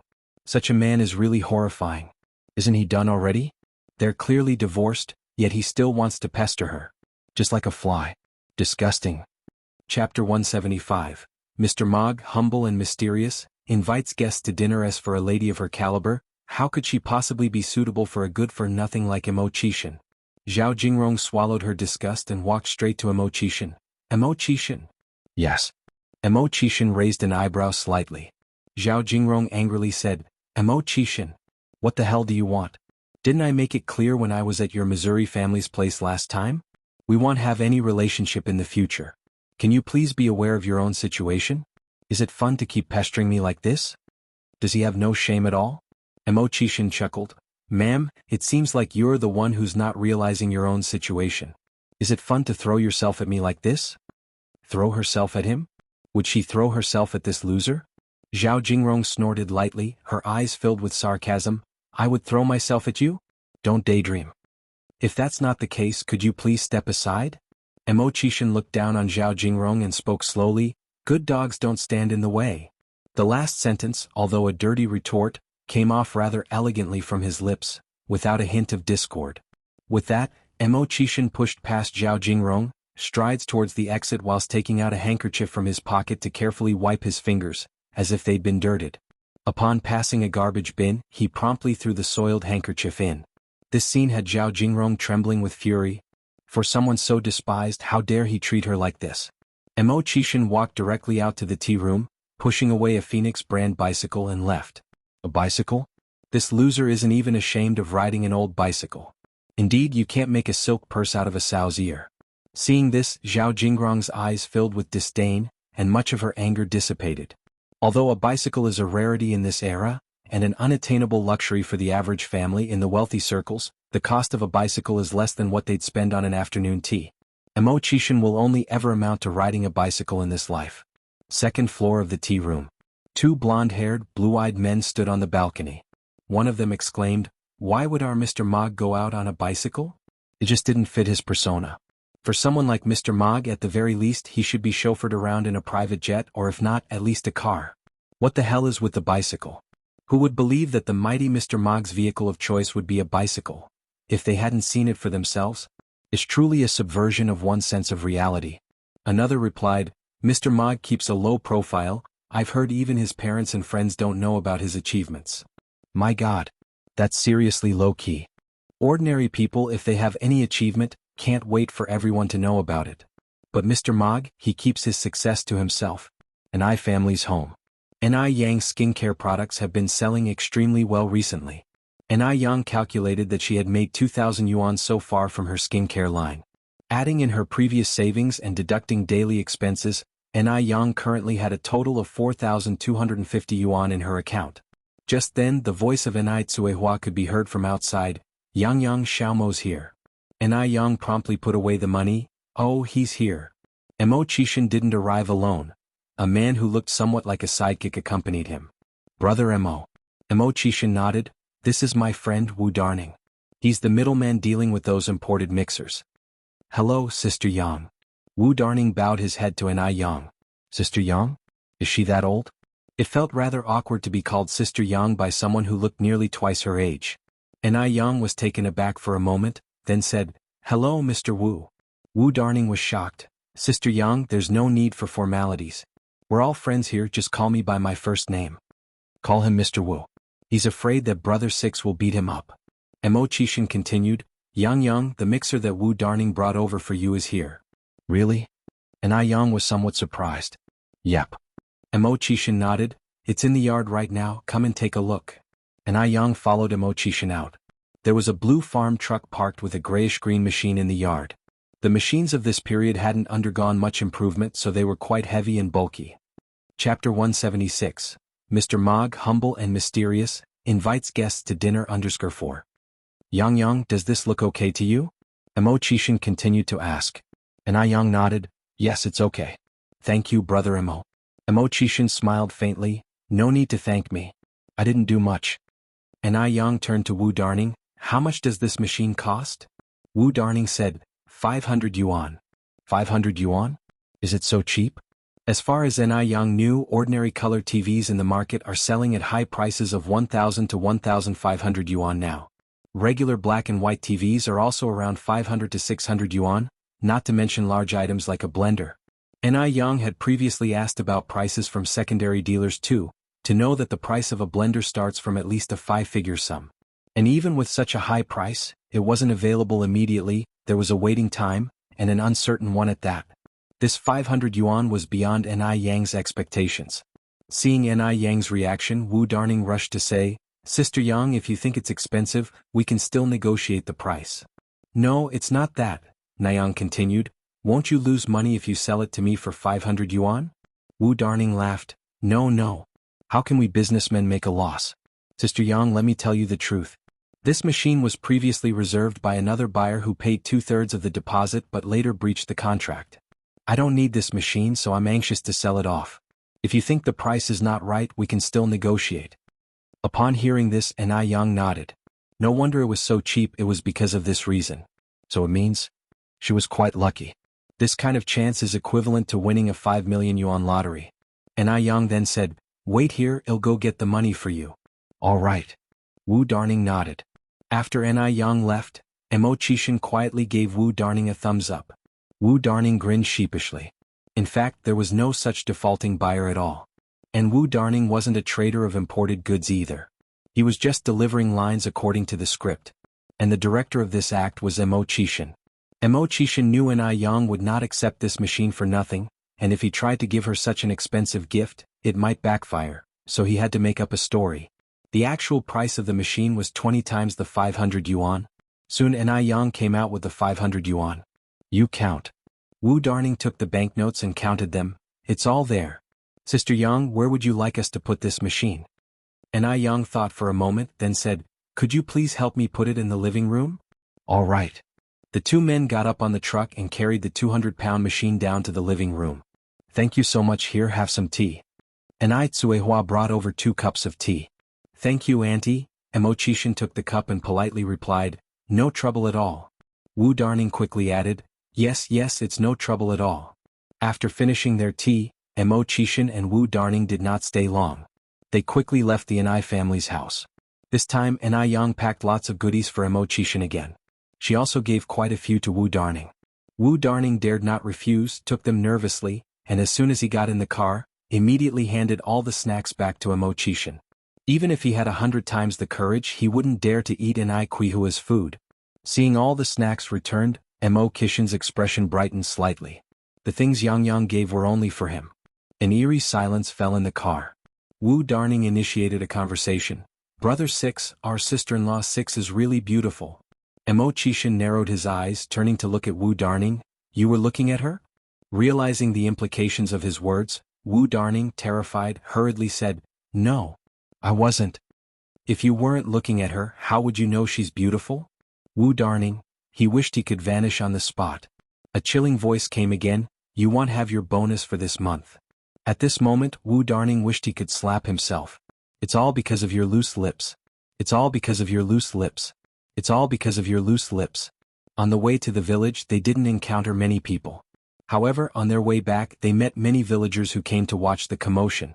There was also a group of children running after the car. The car was a rarity at this time, usually seen only in the city. The car windows were made of special material. You could see outside from the inside, but you couldn't see inside from the outside. Chapter 177. Mr. Mog, humble and mysterious, invites guests to dinner under 5. Chishin lazily leaned back in his chair, crossing his legs, slowly unwrapped a candy and popped it into his mouth. So sweet. The candy from Yang was really tasty. It was a very casual posture, but he exuded an aristocratic aura. After Chishin and Wu Darning left, Yang tried using the mixer and found that its features were really powerful. Not only could it smash things up, it also had an automatic peeling function. However, the only downside was that it was too noisy. After all, the technology wasn't as mature as in the future. A bit of noise was understandable. Overall, the 500 yuan was really well spent. No, it was more like getting more than you bargained for. Normally, 500 yuan wouldn't even be able to buy an imported mixer. Yang, is this the mixer you're talking about? Qinggui walked in from outside, asked with curiosity on his face. Yang nodded. Qinggui laughed and said, that Xiaoma is really impressive. He could even get an imported machine. Yang, this must be very expensive, right? Yang replied, actually not that expensive, just so happened I got a good deal. Mr. Mog's friend was in a hurry to sell it, so it only costed 500 yuan. Although 500 yuan may be equivalent to Chenggui's annual income, getting an imported machine at this price was still cheap. Following on, Qinggui said, Yang, you're so lucky. By the way, I have a few colleagues who need skincare products. Do you have any in stock now? The skincare products that Yang made were really effective. Good word spread mill by mill, 10 by 10. During this time, Qinggui had already helped her sell more than 20 sets. And Yang didn't take Qinggui for granted. She not only provided Qinggui free skincare products but also gave her 1 yuan commission per bottle, totaling 2 yuan per set. For Qinggui, this 2 yuan came incredibly easily. All she had to do was pitch the products a bit, and the skincare buyers would be immensely grateful. Now, she is really popular in her company.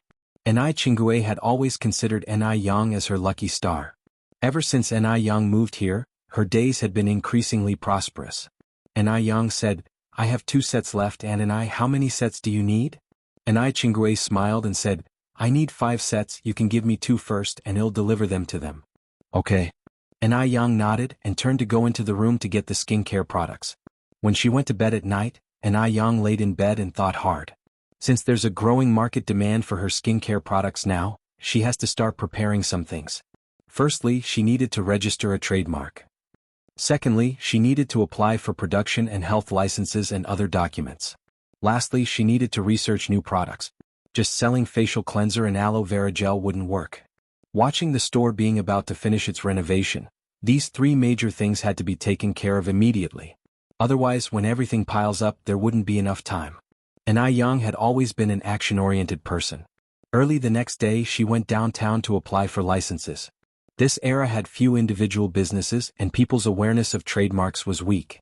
Even fewer people would apply for trademarks. It didn't require lots of applications as it does in the future, followed by lots of reviews. And Yang only spent a day to get all the licenses in order. The trademark that Yang registered was Ice Skin Jade Face. This name was common and easy to understand in this era. If put in the future, it would not be outdated and it clearly indicates that the products sold are skin-related. Having registered the trademark, Yang went back home and spent the night designing the bottle and packaging for the skincare products. If you decide to make skincare products, you must normalize the process. Yang was never a sloppy person. Yang had good hands-on skills. The things she drew were lifelike, just like pictures taken by a camera. They were just beautiful. Mom, what do you think of this bottle and packaging? Yang showed the finished design sketches to Tsuehua. Tsuehua nodded continuously. It looks good. It looks good. Tsuehua from the past never knew that her daughter was so capable. Even though she was just a junior high school graduate, she was able to read, draw, cook, and excel in medical skills. The day after she confirmed the design sketch, Yang found a factory, ordered a batch of bottles and packages and paid a 500 yuan deposit. After she left the factory, Yang paid a visit to the traditional Chinese medicine store, where she bought some Lingji, monkshood, Asarum seboldii, Atractylodes macrocephala, Angelica dihurica, Gastrodia alata and other Chinese medicinal materials. Chapter 178, The Low-Key and Mysterious Mr. Mogg, Treats Guests to Dinner _6. As recorded in the Compendium of Materia Medica, these herbal medicines all have excellent freckle-removing effects. That's right, the new product that Yang is launching is designed for freckle removal. Because once a woman has had a child, more or less, she will get some freckles on her face. In the future generations, those freckle-removing skincare products will be very popular. After returning home, Yang began to make her freckle-removing face cream. Yang first ground the purchased herbal medicines into powder with a blender, then added aloe juice, milk, cucumber juice and stirred it into a paste. Then she added distilled water and other secret ingredients. Only then it was finished. The final face cream was yellow-green in color, with a faint scent of herbal medicine, very refreshing and pleasant. Since Jianghu had a few faint freckles on his face, Yang gave it to him to try. Freckle removal products surely won't produce immediate results. It wasn't until the third morning that Jianghu's surprised voice came from the yard. Yang, the color of the freckles on my face has started to fade. Jianghu, in order to see the effect, intentionally left a freckle untreated. Now the color of the other freckles on his face has significantly faded, only that untreated one remained yellow-brown. Originally, Jianghu didn't think this thing could remove freckles, but he didn't expect that Yang would give him such a big surprise. Congratulations, Anai. Yang opened her mouth with a smile. No woman doesn't love beauty, so at that moment, Jianghu couldn't stop smiling. It's me who should be thanking you. After that, Jianghu asked, Yang, do you want to sell this freckle-removing face cream? Not for sale yet. Yang continued, he'll give you some samples. Distribute them to those who have bought facial cleanser and aloe gel. If they like it, they will definitely come back for more. There are very few freckle-removing products in this era, and there are even fewer with good effects. So, just by relying on Jianghu's recommendation, most people certainly wouldn't believe it. Therefore, proof was needed through actual performance. The sample bottles were small, enough for about 3 days' usage, and by the time the cream was used up and the effect was visible, everyone who had sampled it would surely want to buy more. Jianghu took the samples, nodding approvingly. Yang, you are so smart. Not only could this strategy attract many customers, but it could also win over hearts. A free bottle of freckle cream. Who wouldn't be happy? Because the freckle cream worked so well, Yang worked overtime to make plenty more. At this moment, Jianghu came in from outside. Yang, we are running out of aloe vera. Yang had indeed planted a lot of aloe vera before, but because she had been making facial cleanser and aloe gel frequently lately, there wasn't much aloe vera left in the vegetable garden. Yang thought for a moment and then said, in that case, Mom, could you go around the village tomorrow and let them know that we're buying aloe vera? 1 cent per pound. Aloe vera is a very common plant because it has the effect of healing burns. Almost every household in Jianghu village has planted it. Moreover, aloe vera is a kind of propagating plant. Usually, after successfully planting one, it will proliferate into many more. Cuihua nodded her agreement. Okay, Yang. The next day, Cuihua, holding her baby, went to the big locust tree at the center of Jinghua village. Because there was no television or mobile phones in this era, people would gather together to chat during their free time, sharing each other's gossip. Therefore, almost every village has a gathering point.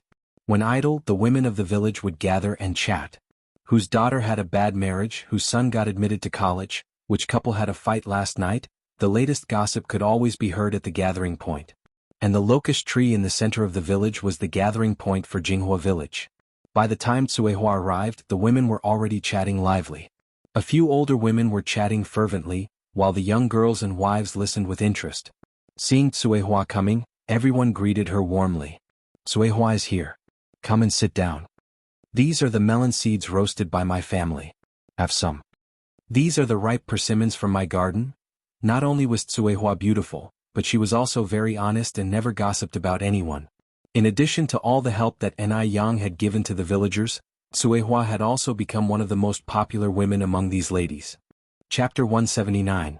Mr. Mogg, humble and mysterious, invites guests to dinner. 7 Everyone would vent their grievances and share fresh gossip with Cuihua first because she could keep a secret and never laugh at others. After Cuihua sat down, she told everyone about Yang's plan to buy aloe vera. Everyone was stunned when they heard it. Yuans per kilogram? Was Cuihua joking? For Jinghua village inhabitants, the aloe vera was an insignificant wild plant. Even the local vegetables were only sold at 5 cents per kilogram, yet this wild plant was being sold at yuans per kilogram. In the eyes of the villagers, the price of yuans per kilogram was astronomical. Cuihua, don't joke with us. Exactly, if you keep speaking like this, we will take it seriously. Cuihua laughed and said, I'm not joking, my daughter Yang is really buying aloe vera at yuans per kilogram. Moreover, why would I joke about something like this? You're not joking with us? Everyone was doubtful. Cuihua nodded seriously, really? I'm not fooling you. When will your Yang start buying? Cuihua continued, as long as there is, we will buy it any time. Yang said that good goods were not afraid of stockpiling. Therefore, no matter how much aloe vera people brought, they would accept it all. So, does your Yang want the root or not? It was best to clarify this. Cuihua replied, no need for the roots, you folks can just cut the whole aloe vera with a knife. After Cuihua finished speaking, those who were still chatting disappeared in an instant. Everyone went back to harvest aloe vera. When everyone had left, Cuihua also took the child home. Shortly after she arrived home, a villager came with half a bag of aloe vera. Cuihua had the scales ready, 31 kilograms, a total of 3 yuan and 1 cent. When the villager took the 3 yuan and 1 cent in hand, he was still in a daze. Only then did he truly believe that Cuihua hadn't lied to them. The more villagers came to the family to deliver aloe vera, they went in with aloe vera and came out with money in their hands. Almost everyone had a smile on their face. In this era, it is not hard for someone who knows how to do business to earn money, but it is difficult for these honest villagers to make money. Common farmers work hard in the fields all year round and can't make 100 or 80 yuan. But today they only sold a little aloe vera and made 3 or 4 yuan. You should know, aloe vera is much easier to manage than the crops in the field. It seems they can plant more aloe vera next spring. Since Yang came to Jinghua village, their days in the village had been getting better and better. It seems that Yang was truly their lucky star. After purchasing the aloe vera, Yang rode her bike to the city. The shop renovation had been completed, and the final cleanup had begun. In 3 days the shop could officially open for business. At this moment Wang Jinfeng was busy setting up tables and chairs. Seeing Yang walking in, Wang Jinfeng greeted her with a smile. Yang is here. Aunt Jinfeng. Yang continued, where are Uncle Tiniu and the others? Wang Jinfeng replied, your Uncle Tiniu and the others are cleaning the kitchen and arranging the kitchen utensils. Oh. Yang nodded, Aunt Jinfeng, I have something to discuss with you. Go ahead. Wang Jinfeng wiped her hands on her clothes and sat opposite Yang. Yang continued, I want to invite you and Aunt Zhou to work in the noodle restaurant after it opens. The salary will still be 2 yuan a day. I have already spoken to Aunt Zhou about this, what do you think? Yang was busy with her skincare business, so if she didn't hire 2 more people for the restaurant, she wouldn't be able to handle it.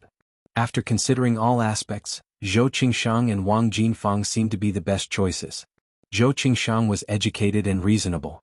Although Wang Jinfang was a bit spirited in character, sometimes, a spirited person was necessary to rule out evil. Yang had experience running a catering business in her past life. She knew that sometimes there would be some extremely difficult customers, and even some who would come to cause trouble. Zhou Qingshang and Wang Jinfang could complement each other's personalities. Upon hearing this, Wang Jinfang looked at Yang in surprise, unable to close her excited mouth. This was simply a surprise from heaven. 2 yuan a day. 60 yuan a month, 720 yuan a year. My goodness. She had not earned this much money in 3 years. Upon hearing this, Wang Jinfang nodded repeatedly. I am willing. I am willing. Yang smiled and took out the labor contract. Then please sign the labor contract. The labor contract system was not yet enforced at this time, but Yang had seen too many things in her past life. The human heart was too difficult to measure, so some things that should be signed must be signed. Although Wang Jinfang couldn't read, she trusted Yang. Yang, I can't read, can I press a handprint for you? Yang nodded and flipped the contract to the last page. Yes, you can press a handprint here. The labor contract was in 2 copies, one for Wang Jinfang and one for Yang to keep. Now that the shop was officially finished, Yang was ready to invite everyone for a big meal. So, she talked to Wang Tinyu about this matter. Uncle Tinyu, I am going to the vegetable market now to buy some food. You invite everyone to come to my house for dinner tonight. Make sure they bring all the old people and children from their homes, don't keep formalities with me. Yang is a grateful person, she always remembered the matter from last time, and because of that, she had the idea of leading the whole village to prosperity. Otherwise she would not have bought aloe vera from the villagers. There is a reward for everything you do. Since the villagers of Jinghua village showed her the warmth of brightness, she would not behave like an ingrate. Wang Tinyu was a little embarrassed. Yang, you don't have to go through so much trouble, it's not easy for you to make money. But Yang did not give Wang Tinyu a chance to refuse. Uncle Tinyu, let's consider it settled then, I am going to buy food now. Elsewhere. Mo Huti's condition had improved greatly in recent days. After drinking Chinese medicine for several days, she could now go downstairs and play with Yang Guobao on her own. Both Old Lady Mo and Mo Fuhai were pleased to see this. After so many years they finally witnessed this scene. However, the situation of Xianxia was not very good. She was still in a coma and was in a state of semi-vegetative. The old lady Mo came to the hospital to visit Xianxia and was anxious. At this moment, the maid Lin Sa said, Old lady, the young divine Dr. Yang is so powerful, maybe she has a way to wake Miss Xianxia. Chapter 180, Investigation of Xianxia and her mother. Noodle restaurant opens. One upon hearing this, old Mrs. Mo's eyes lit up. That's right, we can find Yang. Yang's medical skills are so brilliant, she can definitely save Xianxia. In old Mrs. Mo's heart, Yang was becoming an ever-present beacon of hope. Soon after, old Mrs. Mo continued, Isn't Yang coming to see Xiaodia for a follow-up examination tomorrow? Yes. Mrs. Lin nodded. Old Mrs. Mo added, Then let's wait for Yang to come and examine Xiaodai tomorrow, then she can look at Xianxia. It was already late afternoon, and it wouldn't be appropriate to invite Yang over at this hour. They could afford to wait a little longer. Old Mrs. Mo stayed in the ward for a while, then went to find the chief doctor to understand Li Xianxian's condition before leaving the hospital. An family. Since Yang decided to invite all the villagers for dinner that night, she bought a lot of food. By Yang's estimation, there were over 100 villagers in Jinghua village. A table of 10 would require 10 tables in total. In these times when everyone was not exactly living in abundance, Yang bought 30 kilograms of fat pork, 10 roosters, 20 pig's feet, 10 fish and some tofu skin, kelp, duck blood and potatoes for vegetarian dishes. She planned to prepare 3 hearty dishes, a grilled fish, and simply blanch the vegetables in the fish soup for efficiency and convenience. 30 kilograms of pork cost her 90 yuan, 10 roosters were 30 yuan, 20 pig's feet were 15 yuan, and 10 fish were 3 yuan. Including the vegetables and white wine, Yang spent a total of over 160 yuan. 160 yuan could only buy you one meal at a street food stall in the future, but in this era, it could put up 10 tables of a lavish feast. All in all, it was money well spent. Seeing Yang bring so much food home, Tsuehua was surprised. Yang, why did you buy so much? When will we finish all these? Yang said with a smile, Mom, our shop is now fully renovated, so I wanted to invite everyone for a feast to celebrate. And Tsuehua wasn't stingy. They had received a lot of care from the villagers since they moved to Jinghua village. That's right, we should treat everyone to a good meal. Speaking of which, Yang, did you buy extra meat? Vegetables could be had by everyone, it's the meat dishes that mattered. And Yang nodded, yes I did. Rest assured, everyone will have a feast tonight. And Tsuehua helped Yang to unload the groceries, then started to wash the vegetables and chop the meat. Little Yun was lying in his cradle, holding a little rubber duck and playing on his own, not crying or making a fuss. His cuteness was truly heartwarming. Yang planned to make braised pork for dinner, with 10 tables in total and 30 kilograms of pork. Each table could have 3 kilograms. Braised pig's feet with soybeans, there were 20 pig's feet in total, each table could have 2. Then there would be roasted chicken, 10 chickens in total, each table could precisely have 1. The final main dish was grilled fish. As there were not enough stoves for everyone to cook and eat at the same time, Yang could only grill the fish first, then cook it in a pot with accompanying vegetables and serve it at the table. After confirming the menu, Yang began to prepare the braised pork. Because the pots at home were not large enough, the 20 kilograms of pork had to be cooked in 2 pots. With the braised pork simmering in the pot, Yang began to marinate the chicken. When the chicken was marinated, Tsuehua had the oven fire ready. Luckily, the oven was spacious enough to accommodate 10 roosters comfortably. In no time, the small courtyard was filled with tempting aromas. It made one's mouth water just smelling it. When she had almost finished the dinner preparations, Yang went to the neighboring houses to borrow some tables and stools, and invited everyone to come for dinner. In just a while, the originally quiet farmhouse courtyard started to bustle with activity. The elderly, children, men and women of the families all came. People were fairly straightforward in those times. If you were good to me, I would be good to you. There was no scheming or insensitivity. So everyone arrived bearing gifts. Some brought chicken eggs. Others brought fruit from the trees in their yard. At this time of the year, there were oranges and chestnuts available. In no time, the table in the Ni family's living room was piled high with all kinds of little gifts. Immediately, Yang starts herding everyone to sit down. Since there were many children, some of them didn't reach the table and stood next to the adults. The food was sumptuous. Shiny red braised pork, braised pig's feet with soybeans, glistening roasted chicken, and in the middle of the table was a large pot of grilled fish, surrounded by blanched vegetables and tofu skin. Chapter 181. Investigation into Xianxia mother and daughter, noodle restaurant opening _2. The dishes may be few in number with only 4, but each one is an indisputably meat dish. Even before anyone started using their chopsticks, everyone was already swallowing saliva in tacit agreement. Usually, even during the new year, they had never seen so much meat. Yang, you really didn't have to be this considerate. Exactly, you two are being too polite. Yang chuckled and said, my mother and I owe much gratitude to everyone for their care and assistance during our time since moving to Jinghua village. I raise this cup of tea in place of wine to express my thanks to everyone. At that, Yang picked up her teacup from the table, drained it in one gulp, showing a touch of the demeanor of a heroine from ancient times. If this young girl were a boy, she would surely do great things in the future. Such a shame she's a girl. The older generation observed Yang, a sense of regret evident in their eyes. The bias favoring boys over girls was deep-seated in their hearts. In their minds, girls simply couldn't accomplish anything great. Even if there were 10 girls, they still wouldn't be equal to one boy. In China, there's a saying that goes, a married daughter is like spilled water. Boys can carry on the family line. A family without a boy would be known as a family ending its line. At this time, even in Jinghua village, there were still numerous cases of newborn girls being abandoned. Girls had never been treated fairly or equitably. What Yang intended to do was subvert the weak status that girls held in people's hearts. To let people know that girls today can also hold up their own patch of sky. An elder with considerable respect in the village stood up and said, Yang, your words are too polite. We should be the ones thanking you and your mother. You two have done us many favors in our daily lives.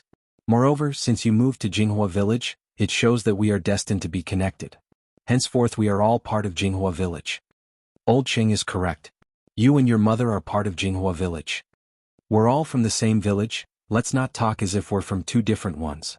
Chingue had been married into Jinghua village for over 20 years, and this was the first time she realized that the villagers of Jinghua could be so united and welcoming. Previously, everyone seemed to be busy with their own things, and except for funerals and weddings where they would gather, there were hardly opportunities to gather together. The relationship among neighbors was not as harmonious as it is now. Moreover, they were not easily accepting of outsiders. Outsiders also found it hard to integrate into the locals' way of life. The main reason why Nai Tsuehua and her daughter were so easily accepted by the villagers was because Nai Yang knew how to interact with people, was generous with money, and knew how to win people's hearts. It was hard to imagine that Nai Yang, a 17-year-old girl, could have such ability. Whether it was her business acumen or her interpersonal skills, she outperformed most adults. At the same time, Nai Chingue knew well that Jinghua village, a place so small, could not contain Nai Yang. This girl would one day dazzle everyone. If Nai Yang had been born in the Warring States period, she could easily have been a female general or an empress. Although China has a history of favoring males over females, over the past 5,000 years, there have been women who became queens and government officials. To avoid any possible suspicion, men and women sat separately during the meal. There were 5 tables for men, 5 for women, and some children eating at smaller tables by the side. Throughout the meal, there were exclamations of delight. "This fish is too delicious." "And this braised pork is excellent." "Is this chicken grilled?" These simple villagers had never eaten such delicious foods in their lives. Normally, if they bought meat, they simply cooked it haphazardly. None could match the exquisite dishes made by Nai Yang. In the majority of households, the only cooking ingredients were oil and salt. Some couldn't even afford to use oil. Nai Yang also made sour plum soup, so while the men were drinking alcohol, the women were drinking sour plum soup. Most of the women were trying this novel drink for the first time. They all questioned Nai Yang on how to prepare it. Nai Yang didn't withhold the knowledge, she directly shared the recipe to prepare sour plum soup. Since the sour plum soup wasn't an original creation of hers, she didn't claim it as her own. Some of the more thoughtful women noted down the recipe, planning to prepare it for their children to drink. They could also serve it to relatives and friends when they visited during the New Year festivities. This would not only be economical but also prestigious. Chapter 182, Investigating Li Xianxia and her daughter, Noodle Restaurant opens _3. This meal was so satisfying that everyone was left with oily lips, and the children were all full to the brim. After the meal, it was already dark outside. The men went home, and the women stayed at the Nai family home to help wash dishes and clean up the tables. With an entire 10 tables of guests, there were more than 100 bowls used just for the meal alone, not to mention the serving dishes. If it was left to just Nai Tsuehua and Nai Yang to clean up, there was no telling when they would finish. The women, all accustomed to such chores at home, did not slack off just because it was not their own household. They were even more thorough in helping than they would have been in their own homes, and they did not allow Nai Tsuehua and Nai Yang to help. They had all just enjoyed a large and satisfying meal at the Nai family home, leaving them not just satisfied but also high-spirited. Thus, they worked with smiles on their faces. It should be noted that most of them hadn't eaten meat for almost a year.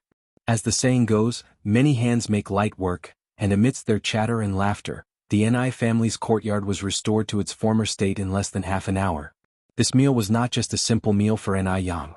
This meal signified that she and her mother were officially settling down in Jinghua village from this day onward. The next day was the day Nai Yang was to go to the Mo family for a follow-up visit. In the morning, as soon as she opened the door, she found Mo Chishan waiting for her on his bicycle. "Yang, my mother sent me to pick you up." Nai Yang didn't waste time, she sat directly on the back seat of the bicycle. "Then let's go." "Let's go." Mo Chishan's mood suddenly lightened as he pedaled away, the bicycle soon going quite far. Riding along with the morning wind and accompanied by the chirping of birds, they passed through the quiet countryside, the booming city center, and soon arrived at the Mo family's villa. "Sister Nai Yang, Uncle Mo." Mo Hudi came down from the stairs with small steps. Nai Yang walked over. "Xiaodai, how have you been feeling these past few days? Are you better?" Mo Hudi nodded her head and smiled. "Much better, thank you, Sister Nai Yang." Mo Hudi was very clear in her heart. If it were not for Nai Yang, she would not have been able to recover so quickly. "You're welcome." Nai Yang patted Mo Hudi's head. "I'm a doctor, it's my duty to heal and save lives." Yang is here." Hearing the commotion outside, the old Mrs. Mo came out, her eyes full of excitement as she looked at Nai Yang. "Old Mrs. Mo." Nai Yang greeted politely. Mrs. Mo instructed the servants to serve tea and water, and brought out a variety of imported snacks. "Yang, have a snack and some tea before checking Xiaodai's pulse, no rush."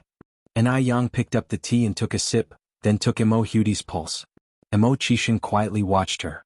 Yang focused slightly, her eyes serious, her long eyelashes casting a faint shadow on her eyelids. She was not like the fashionable women on the streets.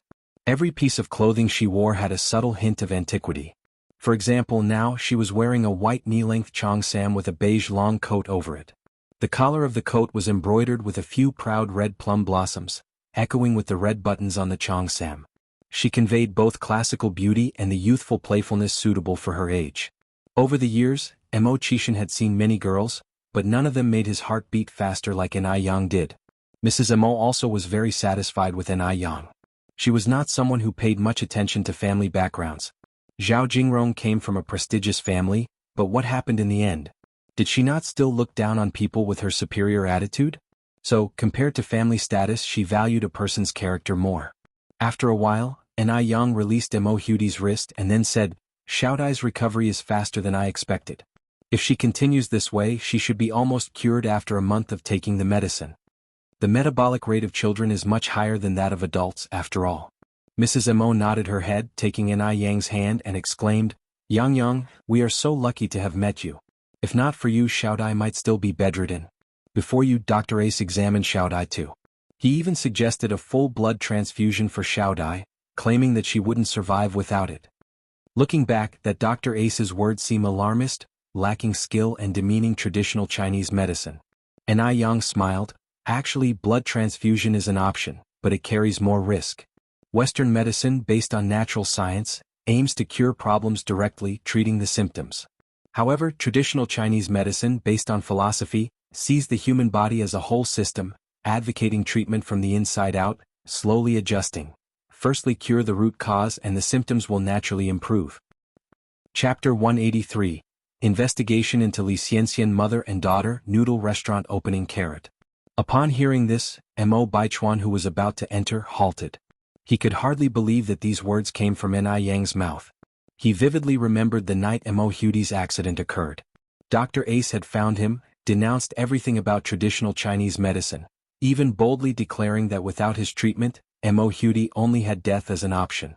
Yet, not only did Yang not belittle Western medicine, but she also pointed out the differences between Chinese and Western medicine. Could an ordinary person possess such magnanimity? Or did Yang know he would return and had prepared her lines ahead of time? This wasn't impossible for Yang. After all, it was not the first time Yang has done such a thing. In order to get close to him, she had truly went to great lengths. Thinking of this, Mo Baichuan felt a surge of disgust. Just as Mo Baichuan was about to step in, his assistant ran over from behind and whispered, "Third Master, something has happened at the base." Another incident? Mo Baichuan slightly furrowed his brow, his eyes full of impatience. These past few days had been like a curse. Every time he left the base, something would immediately happen.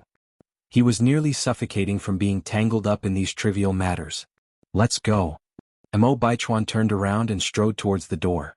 In the room, Madame Mo thanked Yang again and then handed her a thick envelope. "Yang, this is a small token of gratitude from the Mo family. Please accept it."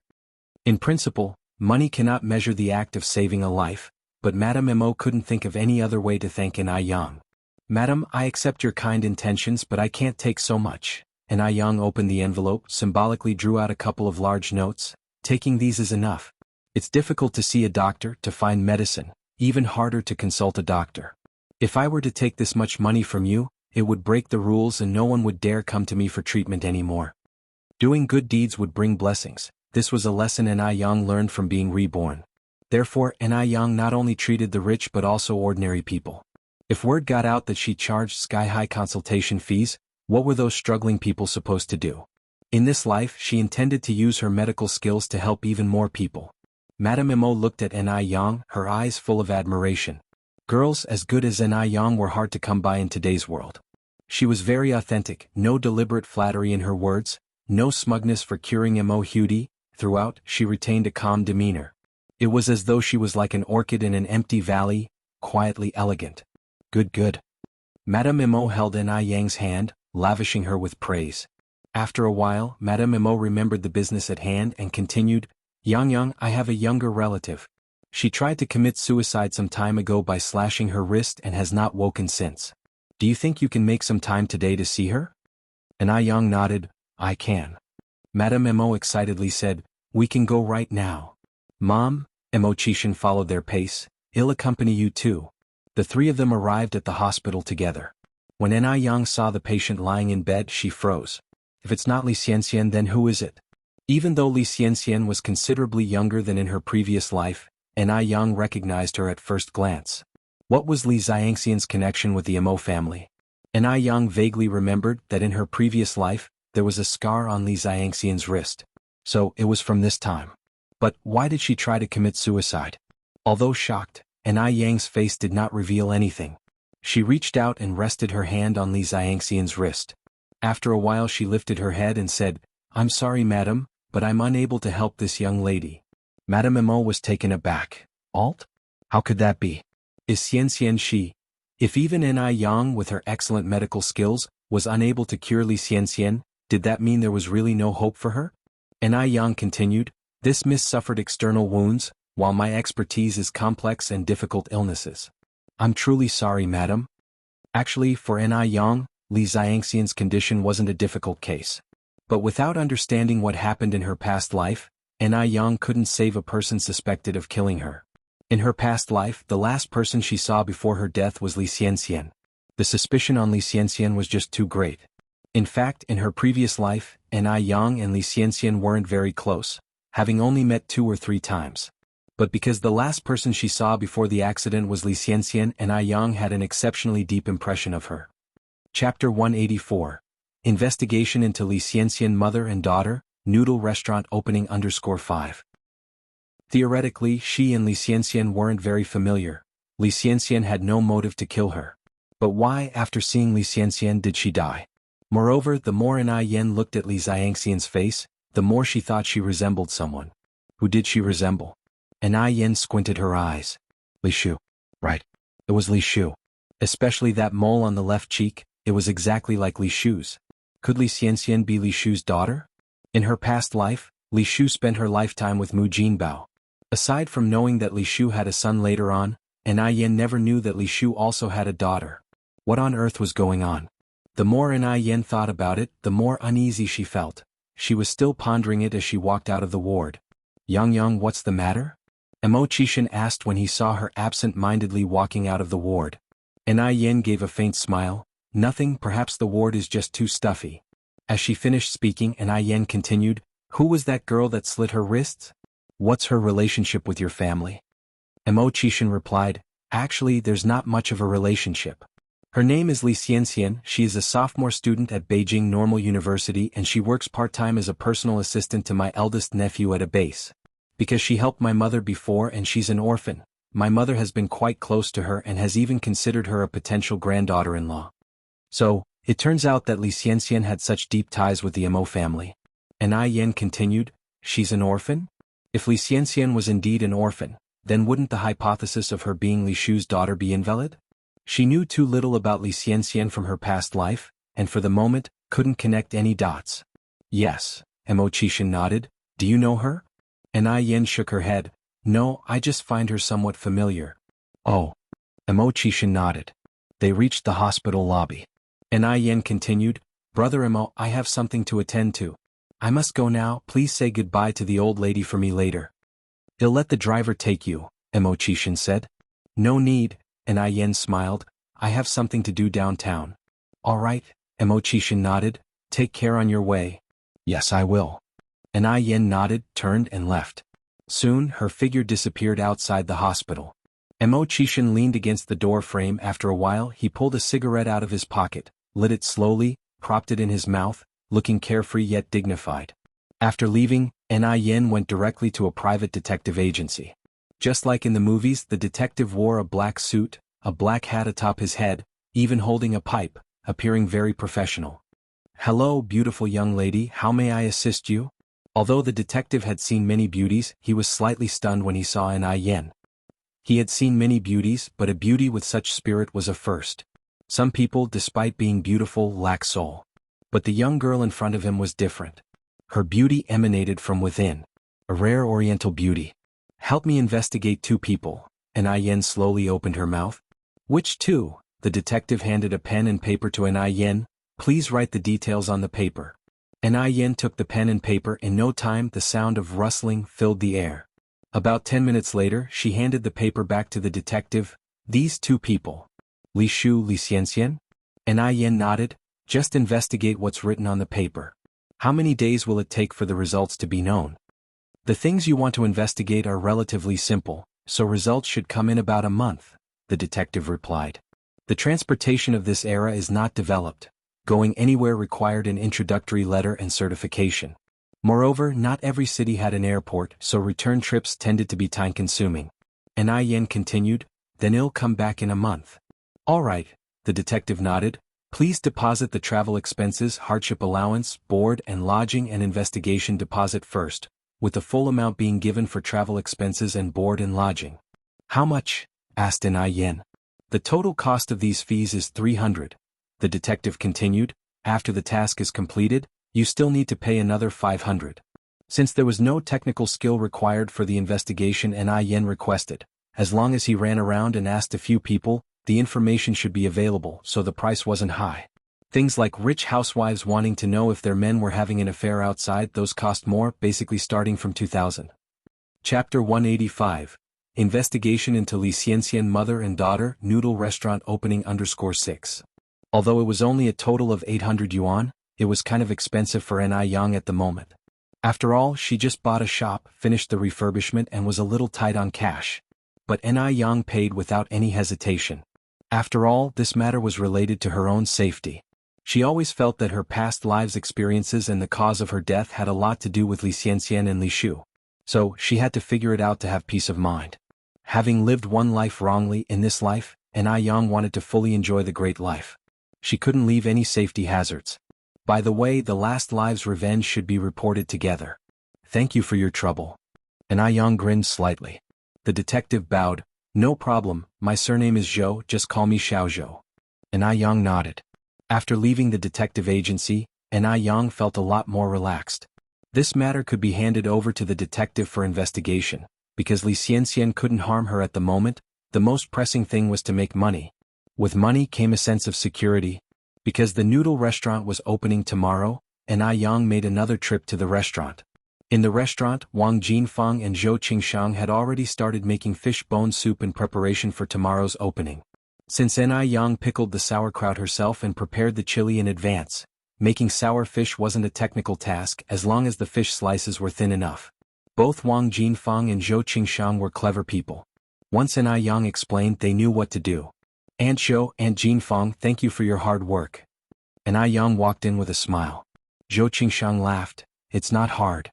It's just some kitchen work. Wang Jinfeng grinned. Your Aunt Zhou is right, it's not hard at all. With the high wages Ni Yang offered, neither Zhou Qingshang nor Wang Jinfeng felt tired. Instead, they felt more energetic the more they worked. There were 4 large pots in total. 3 of them were making fish bone soup and the 4th was empty. Ni Yang started to make sour plum soup with this empty pot. The dark plum, hawthorn and other ingredients had been pre-soaked. It would take about half an hour. Being late autumn, the sour plum soup could be stored in a large glass jar without worrying about it going bad. Usually, Ni Yang could serve 600 to 700 customers in a morning when she was street vending. On the opening day there should be more customers than usual, so she prepared enough for 2,000 servings. The pickled vegetable noodles also prepared 2,000 servings. At this time of the year, even if they couldn't sell all, they could keep the rest for the next day's sales without worrying about spoilage. Even before the opening, there were a few people outside asking if they were opening tomorrow. Ni Yang smiled. Yes, it opens tomorrow. Seeing Ni Yang, everyone happily said, Little boss, it's really you. We came yesterday and didn't see you. We were worried that this shop had changed owners. Little boss, what time will you open tomorrow morning?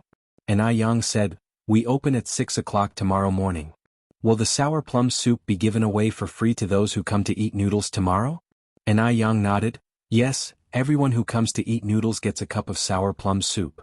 Okay, well definitely come over early tomorrow.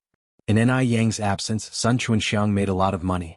After all, once Ni Yang stopped selling, there was only her store that sold pickled vegetable noodles. People who wanted to eat pickled vegetable noodles had to go to her store.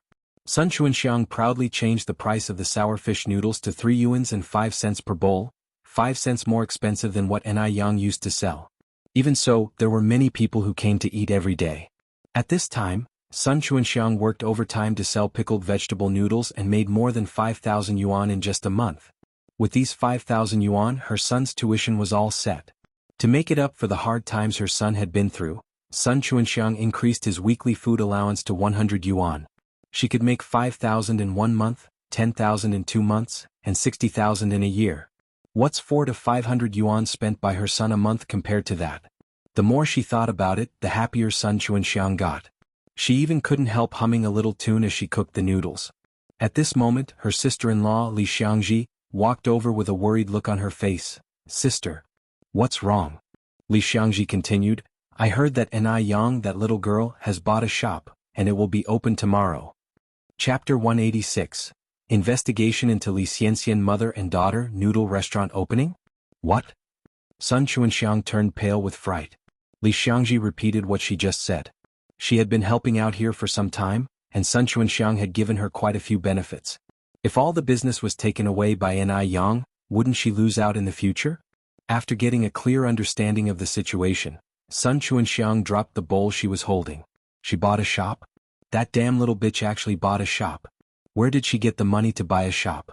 Yang had been gone for so long, Sun Chuanxiang thought she was dead. Unexpectedly, she had secretly bought a shop. For a moment, Sun Chuanxiang was both furious and envious. She was just getting by and Yang came to steal her business again. How could someone be so shameless? Then Sun Chuanxiang said, "Xianxia, go to Yang's place now and find out if this news is reliable." Okay. Xianxia nodded and ran off. Sun Chuanxiang steadied her nerves and continued to serve her customers. Just then, 3 noodle-eating customers arrived at the stall. Before they could get seated, a middle-aged woman came from across the street. "Xiaoli Xiaozhao Xiaowang, stop eating here. The Boss Noodle restaurant opens tomorrow, and you will even get a free sour plum soup." Really? The 3 of them were extremely excited. The middle-aged woman said, "Of course it's true. Everyone is heading over there now to get familiar with the place. Do you want to go have a look?" We do. Sun Chuanxiang, standing in front of the iron pot, turned black with anger and immediately chased after the 3 customers, saying, "Hey, don't go. The noodles are already cooked. How about I give you a 5-cent discount per bowl?" One of them turned back and said, "No thanks, the flavor here is not as authentic as what the little boss has." 3 cents a bowl and they still want it to be more authentic? Pah. Sun Chuanxiang spat fiercely on the ground. "Disgusting poor bastards, I don't even want to do business with you." A large crowd had gathered in front of Yang's shop. Xianxia was one of them, standing in the middle of the crowd, tiptoeing and craning her neck to see the renovation inside the shop. The door was made of glass. The interior was simply arranged, easy to see at a glance. Pictures of pickled fish noodles were stuck all around the walls. It looked hot with sesame, chili, green onion, and cilantro sprinkled on top. A very visual impact, making people salivate and couldn't wait to try a bowl. Color cameras have been introduced in 1936, but at this time, few people used them to photograph dishes for promotion. Yang must be the first in the city to do this. To take these photos, Yang spent quite a sum, a luxury few businesses could afford. No doubt Yang's idea was simply too brilliant. Many onlookers marveled in their hearts that this little boss was really good at doing business. Some of the other businessmen even planned to copy this business strategy after they got back. When Xianxia got back, she told Sun Chuanxiang about it. Upon hearing this, Sun Chuanxiang was so furious that she couldn't stand it. She could already foresee the miserable scene tomorrow. No, she must come up with a plan to retain her business.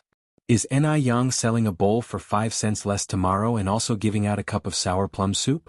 Sun Chuanxiang followed up asking. Yes.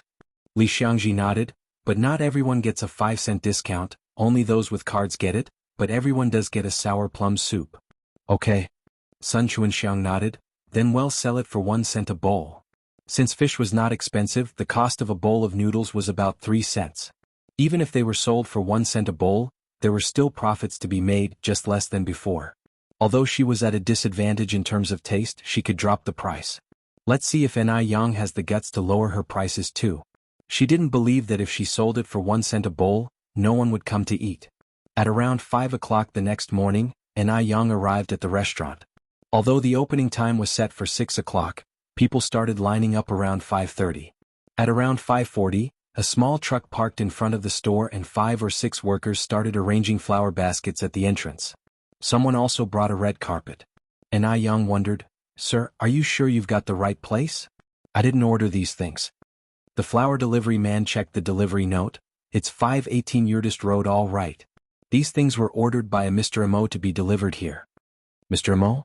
And Young raised her eyebrows slightly. Could it be Imo Chishin? It seemed that there was no one else. While she was thinking about this, Imo Chishin strolled over with a porcelain cat. "Yang, I wish you a successful opening. Here's a lucky cat for you." The lucky cat originated from our country, and had existed for more than 1,000 years. At this time they were imported goods and quite expensive. "Thank you." And Young took it. "I'm sorry to have made you spend." Imo Chishin smiled and said, "It didn't cost much, there's no need to worry about it." At exactly 6 o'clock in the morning, with the help of Imo Chishin, and Young unveiled the red cloth covering the signboard. The characters on the sign were simple, just the words "Sour Fish Noodle Restaurant," which was easy to understand at a glance. Yang, it's time for the firecrackers." Wang Jinfang handed Young a pack of matches. Imo Chishin had originally thought that Young would ask for his help since most girls were afraid of such things. But Young didn't hint at needing any help. She walked directly to the firecrackers, slowly lit the match and lit the firecrackers. As the firecrackers crackled loudly, Young calmly turned around. The moment Young emerged from the dense smoke, Imo Chishin couldn't help wondering, was she really not an immortal who had descended from the clouds? As the firecrackers sounded, the restaurant was instantly filled with customers. "Boss, we need 3 bowls of noodles over here. We want 5 bowls over here." Chapter 187. Marketing Strategy by a House to Save for Wife. _1 Young was busy receiving money, serving noodles and taking orders. Meanwhile, Zhou Qingshang and Wang Jinfang were bustling in the kitchen. Even Mo Baichuan had joined in the delivery of the dishes. Due to the lack of seats in the store, many people ordered a bowl of noodles and squatted outside to eat. They enjoyed the spicy and tangy pickled fish noodles while sipping on the appetizing sour plum soup. The enjoyment was extreme. There was a lively atmosphere both inside and outside the store. Those who had never eaten pickled fish noodles couldn't help but order a portion. Business was booming and the queue of people never ended. This scene made the bosses of nearby shops turn green with envy. Sun Chuanxiang arrived quite early in the morning. Unlike usual, there was no queue in front of her stall this morning. Seeing the deserted stall, Sun Chengxiang's face fell. She knew where all those customers had gone without having to think about it. And Yang, that damn bitch. Sun Chuanxiang had thought that lowering the price of pickled fish noodles to 1 cent a bowl in the morning should surely attract many people. However, reality had dealt her a heavy blow. Seeing Sun Chuanxiang like this, Xianxia was scared to even breathe. After all, her livelihood now depended on Sun Chengxiang's mood. After a while, Xianxia hesitantly suggested, "Sister, don't worry. Maybe it's too early and everyone hasn't come out yet." This reason was far-fetched. Even Xianxia didn't believe it. Sun Chengxiang's eyes bulged. "You go now and see what's happening in that bitch in Yang's store." "Oh." Xianxia immediately took off her apron. "I'm going now." Xianxia was flabbergasted as soon as she reached the entrance of the noodle restaurant. What does it mean when a door is like a marketplace? This was what it meant. What a contrast between boom and bust. If Sun Chuanxiang saw the scene at Yang's, she would probably jump off a building out of anger. Even seeing this made Li Xiangzi's eyes red with envy. Sun Chuanxiang used to make over 5,000 yuan a month just by running a stall. According to Yang's business, doesn't she make 20 to 30,000 a month? My goodness, that's terrifying. 20 to 30,000. That's more than what most people make in several years. Although Yang's noodles were really delicious, smelling the fragrance from the shop, Xianxia couldn't help but swallow her saliva. After going back, Xianxia told Sun Chuanxiang about the situation. Hearing this, Sun Chuanxiang was consumed by jealousy. As long as Yang existed, she couldn't continue her business. That little bitch was driving her into a corner. "Sister, don't worry, the reason why Yang's place is busy is because of the good taste. If we can improve our flavor, we won't worry about having no customers." Li Xiangzi's words hit the nail on the head. Every person is a hidden foodie, so they don't care if the pickled vegetable noodles are 3 cents a bowl or 1 cent a bowl. They just want a good taste. After all, there aren't many good things to eat these days. Pickled fish is a novelty. Sun Chuanxiang understood this, but no matter how hard she tried, she couldn't replicate Yang's flavor. No matter how she treated the fish, there was always a fishy smell. and the pickled vegetables from the market didn't have enough flavor. Xianxia continued, "Sister, we can think about getting the recipe for the pickled fish from Yang. Her pickled fish is so delicious, there must be a recipe." Upon hearing this, a spark flashed in Sun Chengxiang's eyes. Right. Why hadn't she thought about it before? She could find a way to get the recipe. Li Gongqing had been thinking about Yang's opening day, and so he had come early.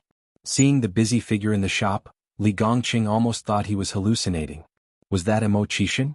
As Song Beiqing's personal assistant, Li Gongqing was familiar with everyone around Song Beiqing. He even knew about Mo Qixin's cancelled engagement. Although Mo Qixin was a bit of a waste, he was born into a distinguished family, being the biological son of Lady Mo. He couldn't possibly be reduced to working for Yang, right? Moreover, Mo Qixin was spoiled by Lady Mo, who wouldn't even scold him. How could he be working in such a servile way? In this era, being a self-employed worker was considered lowly. No matter how much money you made, you didn't have a good reputation. Let alone working for a self-employed worker. Chapter 188. Marketing Strategy: Buy a House to Save for Wife. _2. What's going on? If it wasn't for his own eyes witnessing it, Li Gongqing definitely wouldn't believe it was true. Mr. Mo. Li Gongqing walked over to Mo Qixin and greeted him respectfully. Mo Qixin gave him a puzzled look. Since Mo Qixin was often idle and unstable like a shoddy job, it was normal that he didn't recognize Li Gongqing. Li Gongqing quickly explained, "Mr. Mo, my name is Li Gongqing. I am the assistant to your nephew Song Beiqing. I came to pick up breakfast for the old lady." It was then that Mo Qixin remembered that Yang was responsible for preparing breakfast for old lady Mo every morning. "You wait a moment, I'll go call Yang for you." Yang? Is Mo Qixin really that close with Yang? What's their relationship? Could it be a romantic one? A talented young lady like Yang wouldn't be attracted to an aimless person like Mo Qixin, right? Li Gongqing suppressed his surprise, nodded and said, "Okay, thank you, Mr. Mo." Mo Qixin then turned and headed to the kitchen. A few moments later, Yang came out with an insulated box and 2 bowls of noodles. "Thank you, Xiaoni." Li Gongqing took the insulated box and noodles with one hand and handed the money to Yang with the other. "Xiaoni, I wish you a thriving business and a fortune every day." Yang smiled and said, "Thank you." The noodle restaurant was very busy. After getting his takeout, Li Gongqing didn't stay long and quickly left. It wasn't until around 1 p.m. that the number of noodle eaters began to decrease. Yang roughly calculated, from 6 o'clock in the morning until now, over 7 hours, nearly 1,500 servings of noodles have been sold. Excluding the 500 discounted bowls, the rest were sold at the regular price, meaning these 7 hours of business brought in more than 450 yuan. This does not include the price of the sour plum soup because it was complimentary today. The soup will definitely bring in more when it's priced separately tomorrow. As Yang did the math, she hung a sign saying "taking a break" on the glass door outside and planned to rest for an hour and a half and be back in business at 2:30 p.m. As important as money is, it can't compare to good health. "Brother Mo, you've worked hard today." Yang took the bowl of noodles from Mo Qixin's hand and placed it in front of the last table of guests. Mo Qixin smiled and said, "It's no big deal, I was just wasting time anyway." Yang continued, "It's getting late now, Brother Mo, let me take you out for a meal." Mo Qixin had helped her all morning without ever taking a breather, and Yang wanted to treat him to a good meal. And Zhou Qingshang and Wang Jinfang in the kitchen were equally busy. "If you really want to treat me to a meal," Mo Qixin replied, "just cook me a bowl of noodles." After a hard morning's work, how could Yang just treat him to a bowl of noodles? But Mo Qixin, as though seeing through Yang's thoughts, sat down opposite her and sternly said, "I really just want a bowl of noodles." Yang gave a small smile. "All right, just wait a bit then." As she finished speaking, Yang turned and headed to the kitchen. In the kitchen, Zhou Qingshang and Wang Jinfang were constantly busy. Even though there weren't many customers now, they were still preparing for the afternoon's business. Despite the morning rush, neither of them felt tired. When they were in the countryside, they used to work in the fields. No matter how hot the sun was, they could not rest for a moment. Compared to the dirty and tiresome farm work, this was nothing. "Aunt Zhou and Jinfang, you've worked hard." Yang rolled up her sleeves. "Don't worry about it for now, go rest in the front room for a while, I'll cook the noodles for you." Zhou Qingshang smiled and said, "It's not laborious at all." Wiping her apron, Wang Jinfang said, Yang, we brought our own meals, you don't need to fuss." She had given them such a high salary, How could they still eat Yang's noodles? A person must know their boundaries. Remember, at this time, people only earn about 30 yuan a month working in a factory, but Yang gives them 60 yuan a month. Yang said, "Ants, you don't need to bring meals for noon from now on, I have plenty of noodles here. Unless you don't like the taste of the noodles here." On hearing this, Zhou Qingshang and Wang Jinfang quickly explained, No, it's not that we don't like the taste of the noodles, it's just that," Yang interrupted their words with a smile, "Since you don't dislike the taste of the noodles, don't bring food during lunch hours anymore or else he'll be upset." Chapter 189. Marketing Strategy: Buy a House to Save for Wife. 3. Upon hearing this, both Zhou Qingshang and Wang Jinfang felt immensely grateful. They understood that Yang wanted to spare them the awkwardness, hence she said it in that manner. Although it was just a matter of one meal, in the long run, that could actually save them a considerable amount of money. At the same time, they both secretly resolved to work even harder for Yang from now on.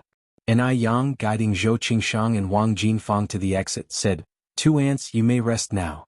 I am capable of handling this by myself. The noodles will be ready soon." Zhou Qingshang protested, "But we really did bring meals for today." Yang chuckled, "Then you can take them home and eat them tonight. Besides, I didn't cook only for you two, Brother Mo, and I also need to eat." Upon hearing this, Zhou Qingshang and Wang Jinfang relaxed significantly and went outside, sharing a laugh. Yang tied her apron and started cooking the noodles. In no time she prepared 4 steaming bowls of pickled fish noodles. With everything she needed already available in the restaurant, Yang added other food ingredients like crispy fried eggs, green vegetables, bean sprouts, pork slices, chili, green onions, and cilantro. It transformed the simple dish into a deluxe version of pickled noodle soup. Yang placed the bowls on the table and said, "Aunt Zhou, Aunt Jinfang, Brother Mo, let's eat." Zhou Qingshang and Wang Jinfang glanced at each other, lifted the bowls from the table and said in unison, "We will eat over there. Young people should have their space for conversations. It wouldn't be appropriate for 2 old ladies to sit between them." The 2 women took their bowls and moved away. "Thank you, Yang." Mo Qishan accepted the noodles from Yang naturally. "Let's see how it tastes." Yang watched Mo Qishan, anticipation in her eyes. This wasn't the first time Mo Qishan had tasted Yang's cooking. Although he knew that the noodles wouldn't be disappointing, the incredible taste still left him awestruck. The noodles were chewy and the sour and spicy soup was a delight. The fish was remarkably tender and delicious. No hint of fishy taste lingered, making one crave more. Despite being someone who didn't indulge in culinary pleasures, Mo Qishan couldn't help but sigh. No wonder there were so many people queuing up this morning. "It's really delicious." Mo Qishan praised, giving Yang a thumbs up. Yang laughed and said, "Then you have to finish all of it. If it's not enough, I can make more for you." "That's enough," Mo Qishan replied. The bowls were huge and filled to the brim with generous portions of meat, eggs, and vegetables. Even with Mo Qishan's appetite, he would be unable to eat a second bowl. The noodles were just as satisfying for Zhou Qingshang and Wang Jinfang. Taking advantage of the afternoon break, Zhou Qingshang and Wang Jinfang took a nap while Yang and Mo Qishan stepped out for a stroll. Walking shoulder to shoulder, their conversation flowed effortlessly. Yang's understanding from her past life made it easy for her to converse on any topic with unique insights. There was no barrier to their communication. Mo Qishan was astounded. He felt like he had found a treasure. The duo discussed the future development trends. Yang sighed and said, "If we have the money, it would be great to invest in real estate, especially in Beijing and Shanghai. It would be best to buy as many houses as possible there." In this era, people are generally content with their current situations and could not imagine the significant changes in the major cities in the next 2 or 3 decades. For ordinary people, owning a couple of properties would ensure financial stability for their later years. During Yang's successful past life, she read a news report about a wealthy man in China who amassed his fortune in the 1980s by investing in real estate. He was able to collect an average rent of 30 billion a month. That would be 360 billion a year. And all of this with zero investment. There was no risk involved. All he had to do was stay at home and collect the rent. Not only could he never spend this amount of money himself, but he could also leave the property for his descendants to inherit. Indeed, this was the true meaning of perpetual wealth. Mo Qishan, of course, had no idea about the future developments. Still, he nodded and kept Yang's words in his mind. Having commitments in the afternoon, Mo Qishan left after dropping Yang at the noodle restaurant. Just when he reached the corner of the street, A black car pulled over. Brother 6. Wu Darning got out of the car. How is the situation with sister-in-law? She is doing well. Mo Qixin replied as he got into the car. Chapter 190, Marketing Strategy: Buy a House to Save for Wife. _4. Wu Darning drove away. Inside the car, Mo Qixin then spoke. Darning, didn't you mention before that you wanted to invest in something? Wu Darning nodded. Wu Darning was a rural man with poor living conditions in his family home. He hoped to invest his spare money into something that would increase his earnings and help his grandparents, parents, and siblings live a better life. In the 1960s and 70s, before the one-child policy, it wasn't uncommon for rural families to have 7 or 8 children. Wu Darning, being the middle child, despite having made some money while working with Mo Qixin, he was unable to provide for his large family. Invest in property. Mo Qixin then said. Wu Darning, puzzled, asked, Brother 6, are you talking about buying houses? Mo Qixin nodded. Your sixth sister-in-law is correct. In the future, property will certainly play a vital role in the economy.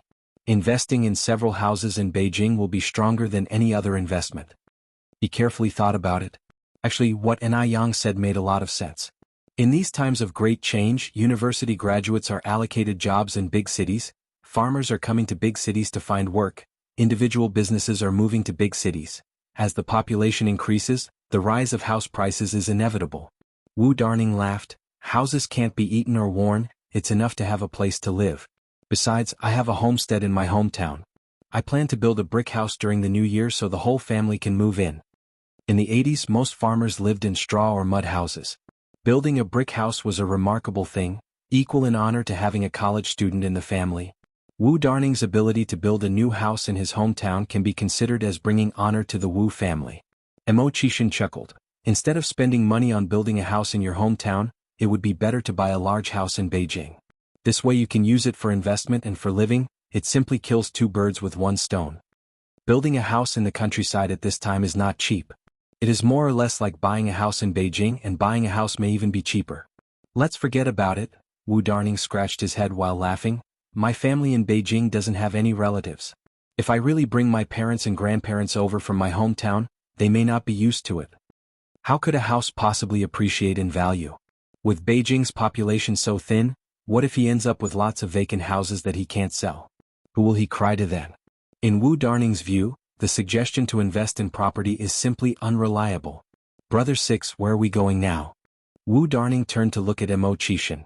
To the sales office. Mo Qixin replied nonchalantly. Huh? Wu Darning looked at Mo Qixin in confusion. To buy a house. Mo Qixin explained. Wu Darning was almost crying. Brother 6, in not buying a house. He was going to go back to the countryside to build a house. I'm buying it for myself. Mo Qixin continued to say. Upon hearing that, Wu Darning heaved a sigh of relief. Brother 6, doesn't your family have enough houses? Mo Qixin lit a cigarette. To save up for the dowry. Buy a house for dowry? Was Mo Qixin kicked in the head by a donkey? Mo Qixin, as if he saw Wu Darning's concerns, laughed and said, Don't worry, your sixth sister-in-law won't be wrong. Why don't you also buy a couple of houses? No way. Wu Darning firmly replied, I need to save the money in my pocket to build a little Western-style building back in the village. A little Western-style building. By that time he could definitely dazzle those who used to look down on his family. Just thinking about this made Wu Darning somewhat excited. Mo Qixin exhaled a puff of smoke slowly. As you like. It's not right to push someone on such matters. Even when they left the sales office, Wu Darning was still in a state of bewilderment. Brother 6, shall we go back now and cancel all those houses? You shouldn't just buy so many houses because of what your sixth sister-in-law said. With so many houses, if he can't sell them in the future, he won't have a place to cry. That's not the way to court a woman. Although it's not his money, Wu Darning still feels sorry for Mo Qixin. People in love are just idiots. Mo Qixin usually seemed like a very astute person, but when he gets confused, he gets really confused. Mo Qixin just laughed. It's okay. If they eventually don't sell, he'll just consider it as a loss in gambling. Chapter 191. Marketing Strategy: Buy a House to Save for Wife. _5. Lost in cards? What kind of card game could cost so much money? As they were talking, Mo Qixin added, In a few days we 11 be passing through Shanghai. Let's buy a few more houses in Huangfu district. Buy more? Wu Darning was speechless. Your sixth sister-in-law said, Imo continued, that only houses in Beijing and Shanghai have high investment value. Wu Darning, not daring to speak ill of Ni Yang, could only whisper, not everything your sixth sister-in-law says is necessarily right. Imo laughed. Whether it's right or not doesn't matter, what matters is that she said it. Wu Darning, hopefully Imo won't regret it later. He could only offer a slight warning and avoid saying too much. Thinking about all that money going down the drain, Wu Darning felt a twinge of pain. If he had that much money, he'd rather spend it on more food and clothes, not like Imo Even putting it in the bank to earn interest would be better than buying houses. Sigh, Imo was the type who just did not turn back until he hit a wall. At 2:30 in the afternoon, the noodle restaurant opened on time. Even though the afternoon crowd wasn't as large as the morning, all the tables in the shop were always occupied. By dinner time there was a line forming again.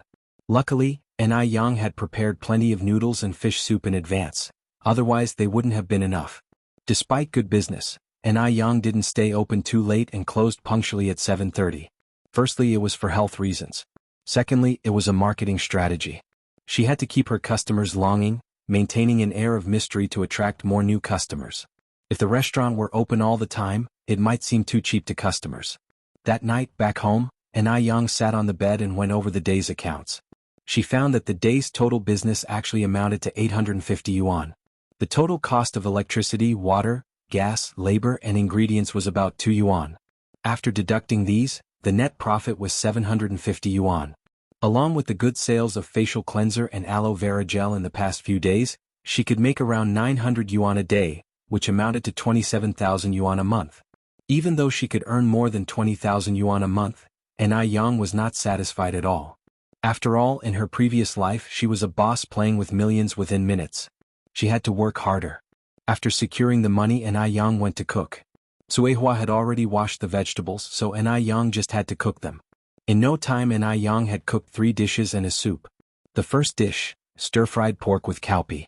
The Compendium of Materia Medica records that cowpeas nourish qi, strengthen kidneys and spleen. So, cowpeas are good for preventing premature aging. The second dish, braised pig's trotters. Pig's trotters are rich in collagen, which helps enhance breast volume.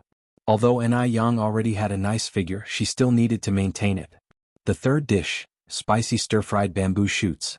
Compendium of Materia Medica supplement notes that bamboo shoots are beneficial for the 9 orifices, circulation of blood, clearing phlegm and removing food stagnation. As such, bamboo shoots are very good for slimming. With her daily hearty diet, she had to prevent her figure from becoming misshapen. The soup is cuttlefish and winter melon soup. The Sui residence diet says, cuttlefish cures abnormal uterine bleeding, irregular menstruation, hernia, and is most beneficial for women. The combination of cuttlefish and winter melon has a good blood-nourishing effect. Thus, this dish is very beneficial for the female friends. Just as she was setting the 3 dishes on the table, Ni Qinggui arrived. Yang, how was business today? Ni Yang smiled and said, pretty good. Ni Qinggui picked up the teacup and said, Yang, it's not easy for you to have achieved this. You and your mother have finally seen better days after all the hardships. I wish you more success in the future, as the saying goes, prosperity and abundance.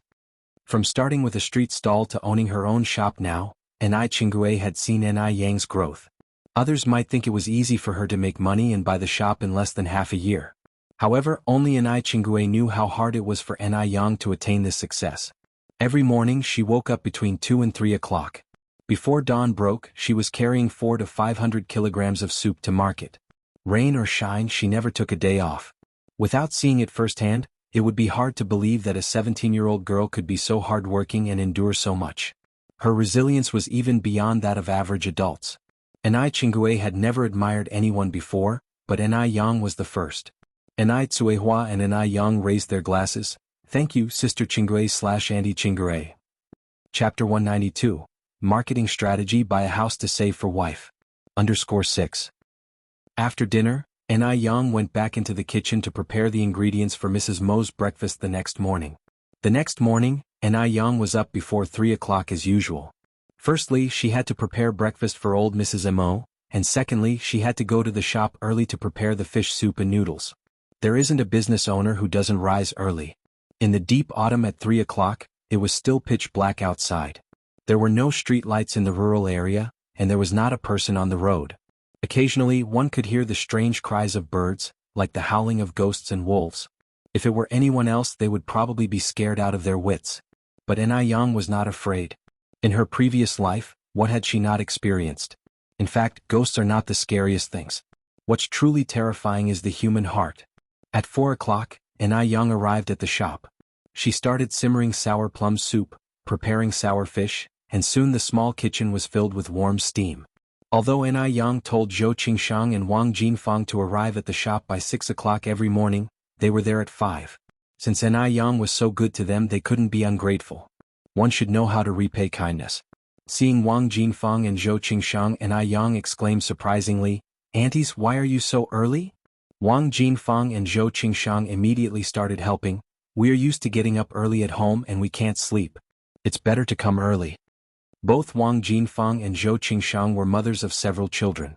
If this were in a later era, they certainly could not have come so early because as housewives they had to wake the children, cook for them, send them to school and take care of the children, along with a list of other chores.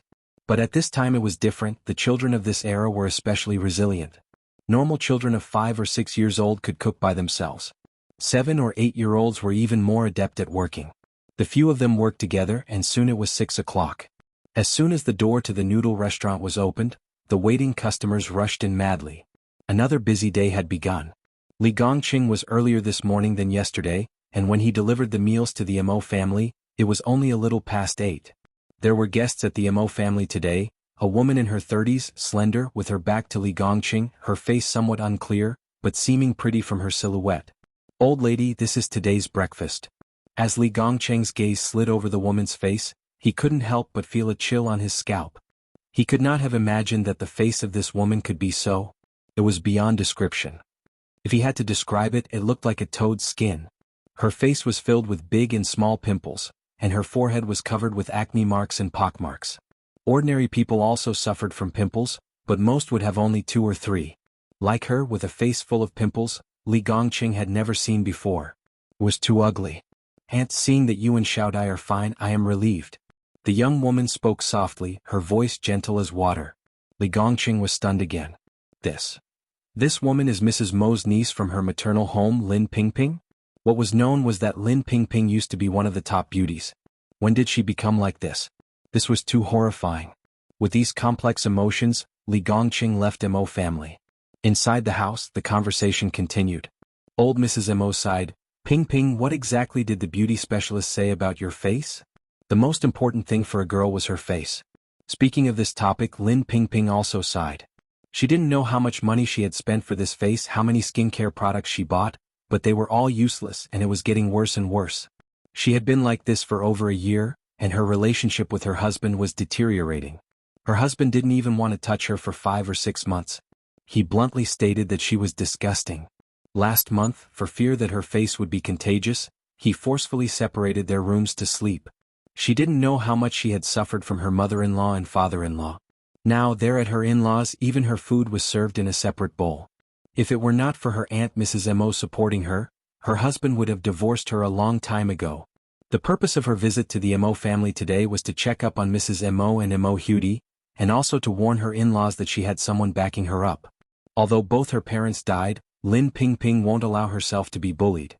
Chapter 193. Marketing Strategy: Buy a House to Save for Wife. _7. Andy, you don't have to worry. Experts in cosmetics abroad said my face will be fine. It will heal in a short time. Lin Pingping didn't want to worry the old Mrs. Mo, whatever her age. Upon hearing this, Mrs. Mo at last sighed relief. That's good. After a pause, she continued, Ping, I hope you won't hesitate to tell your auntie anything you find difficult. Lin Ping nodded. I know, auntie. Mrs. Mo then asked, by the way, is Hongbin treating you well? Do your in-laws give you a hard time? When Ping saw her auntie worrying about her, she felt the urge to cry, but she held it in. Yes, they are treating me well. Especially Hongbin. I'm such a beautiful woman he married, he wouldn't dare to treat me badly. She and Hongbin were in a love marriage. At that time Hongbin's family had nothing. His parents, grandparents, brothers and sisters all lived in a tiny 30-square-meter house provided by his father's office. When she told Mrs. Mo about this, she was strongly opposed. But in the end, she couldn't withstand Lin Ping's determination. At their wedding, Mrs. Mo gave them 100,000 yuan in dowry. Lin Pingping used this money to buy a bigger house, help Hongbin's brothers and sisters to go to school, and used her connections to help Hongbin climb the ladder at work. This is where Hongbin's success today comes from. But no one in his family remembers her favor. She loved Hongbin wholeheartedly, but in the eyes of his family, that was Hongbin's talent and even something to be flaunted before others. Look at how capable our son is, even the daughter of a rich family insists on marrying him. No one knew of her deep affection for Hongbin hidden behind his talent. Because of her reverse dowry to Hongbin, she had no status in his family, and regardless of her contributions, they thought it was only to be expected. Unfortunately, Lin Pingping had to silently bear the bitterness, unable to voice it out. Because she chose this path, she had no reason to go to anyone and complain. She could only bear it, regardless of how Hongbin and his family treated her, she could only bear it. She has to cling to the last bit of her dignity. Hearing her talk like this, Mrs. Mo was relieved. Right, marrying you, such a good girl, the Hong family should count their blessings. Pingping, if you ever suffer any injustice, you mustn't keep it to yourself. Since your parents passed away early, your uncle and I are your surrogate parents. Speak up and we will help you stand up for yourself. She knew that Pingping's in-laws were something else. This is why she opposed the marriage back then. Lin Pingping nodded. Don't worry, Auntie. Mrs. Mo continued, let's not just chat, come eat breakfast. Pingping, listen, I recently met a young gifted doctor named Yang. Not only is her cooking delicious, but her medical skill is also excellent. She is the one who cured Xiaodai. Lin Pingping exclaimed surprisingly, really? As she opened the insulated box, Mrs. Mo replied, of course. Would I lie to you? As soon as the lid of the insulated box was lifted, an overwhelming aroma filled the air. Looking at the food inside, Lin Pingping said, Auntie, have your teeth been feeling better lately, and are your eyes feeling better as well? You hardly have dizzy spells and you seem to be in a better spirit, isn't it? Mrs. Mo was surprised. Yes.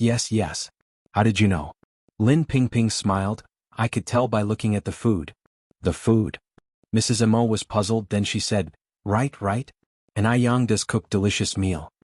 Lin Pingping continued, Auntie, you might not know, but the food is not only delicious, there's a lot of thought behind it. Mrs. Mo asked in confusion, what do you mean? Lin Pingping picked up her chopsticks and pointed at one of the dishes. Look at this. It has mushrooms and shrimp. Mushrooms are polysaccharides that can prevent dental plaque, and shrimp are rich in calcium and can strengthen teeth. And look at this chili fried lettuce. Western medical research has found that lettuce is beneficial to the 5 internal organs, tonifies the muscles and bones, promotes heat, opens up the meridians, removes oral odor, and improves eyesight. And check out this albizia porridge. Albizia has the effect of relieving irritability, alleviating depression, calming restlessness, regulating mood, and promoting mental clarity.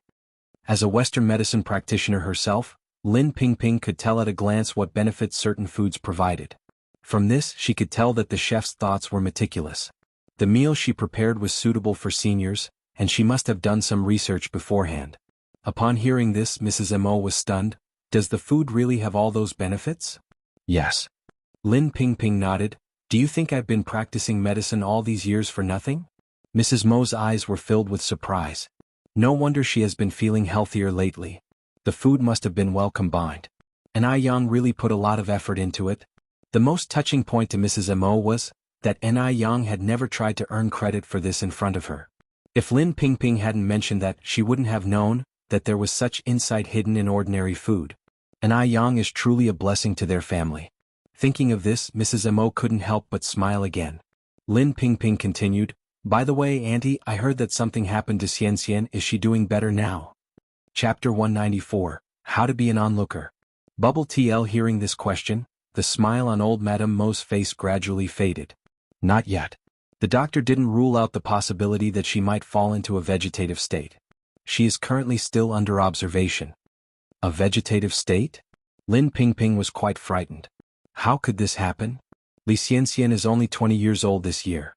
If she truly ends up in a vegetative state, how will her future days go by? Old Madame Mo sighed.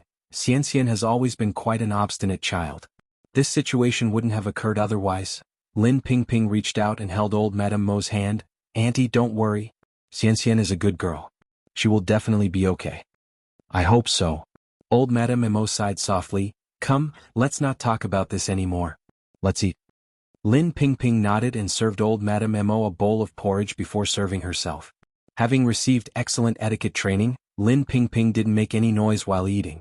However, right as the porridge went down her throat, she couldn't help but exclaim in surprise. My goodness! The taste was simply amazing.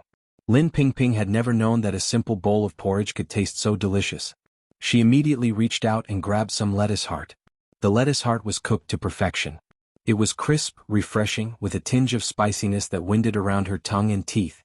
The aftertaste was endless, making one want to take a second bite after the first. Upon seeing Lin Pingping's reaction, old Madame Mo smiled and asked, "How was it? The taste was good, wasn't it?" Lin Pingping quickly nodded. Good? It's more than good. It's absolutely delicious. Lin Ping had assumed with such nutritious food the taste would be minimal. To her surprise, the taste was incredible. The most humble ingredients had been used to create extraordinarily impressive flavors. It was obvious that the cook had an ingeniously versatile heart. If it's delicious, then eat more. Don't go trying to be like those other girls, starving themselves for the sake of looking good. Old Madame Mo added more porridge into Pingping's bowl. The aunt and niece enjoyed their meal. Grandma Auntie. Mo Baichuan entered the room and greeted. Baichuan, you look increasingly energetic, Lin Pingping said with a laugh. How about it? Have you found a girlfriend yet? I'm not in a hurry. Mo Baichuan sat on the sofa opposite them. Lin Pingping continued, you're not getting any younger. Time to get serious. At this point, Mo Qixin had descended from upstairs. Mo Baichuan immediately stated, these things should be arranged by the elders first. Mo Qixin had just been dumped by Zhao Jingrong, and people were still gossiping about it. Mo Baichuan was purposely stirring the pot. Old Madame Mo knew that the relationship between this nephew and uncle had always been tense. Mo Baichuan was a remarkably outstanding person, already a big leader at the age of 26. As for Mo Qixin, he was already 27 and yet he remains unaccomplished and idle, naturally generating friction. One being her son and the other her grandson, with none of them being in the wrong, old Madame Mo found it difficult to mediate the situation, so she could only pamper them and find ways to mediate. Lin Pingping could also sense the underlying tension between them and tried to shift the focus. Your sixth uncle is your sixth uncle and you are you. We are discussing something with your grandma right now. Without showing any anger or embarrassment, Mo Qixin walked over and said nonchalantly, you, my impressive nephew, need not worry about your sixth auntie's affairs. Somehow, Mo Baichuan found the word impressive to be a bit grating. Was it just his imagination? As an underachiever, Mo Qixin had no right to mock others. If it weren't for his seniority, Mo Baichuan would never tolerate sharing a room with such a person. In his workplace, someone like Mo Qixin wouldn't even qualify to serve him tea or water. After saying this, Mo Qixin greeted Lin Pingping and old Madame Mo. My dear, I have some business to attend to, so I won't entertain you for now. Remember to stay for dinner tonight. Lin Pingping cheerfully replied, you go handle your business, don't worry about me. Busy doing what? A look of derision flashed in Mo Baichuan's eyes. Besides chasing women and fooling around, what serious business could Mo Qixin have? Every time he thought about Mo Qixin going out to chase after Ni Yang, a surge of nameless anger rose within Mo Baichuan. Such an adult man being completely taken in by that little girl Ni Yang.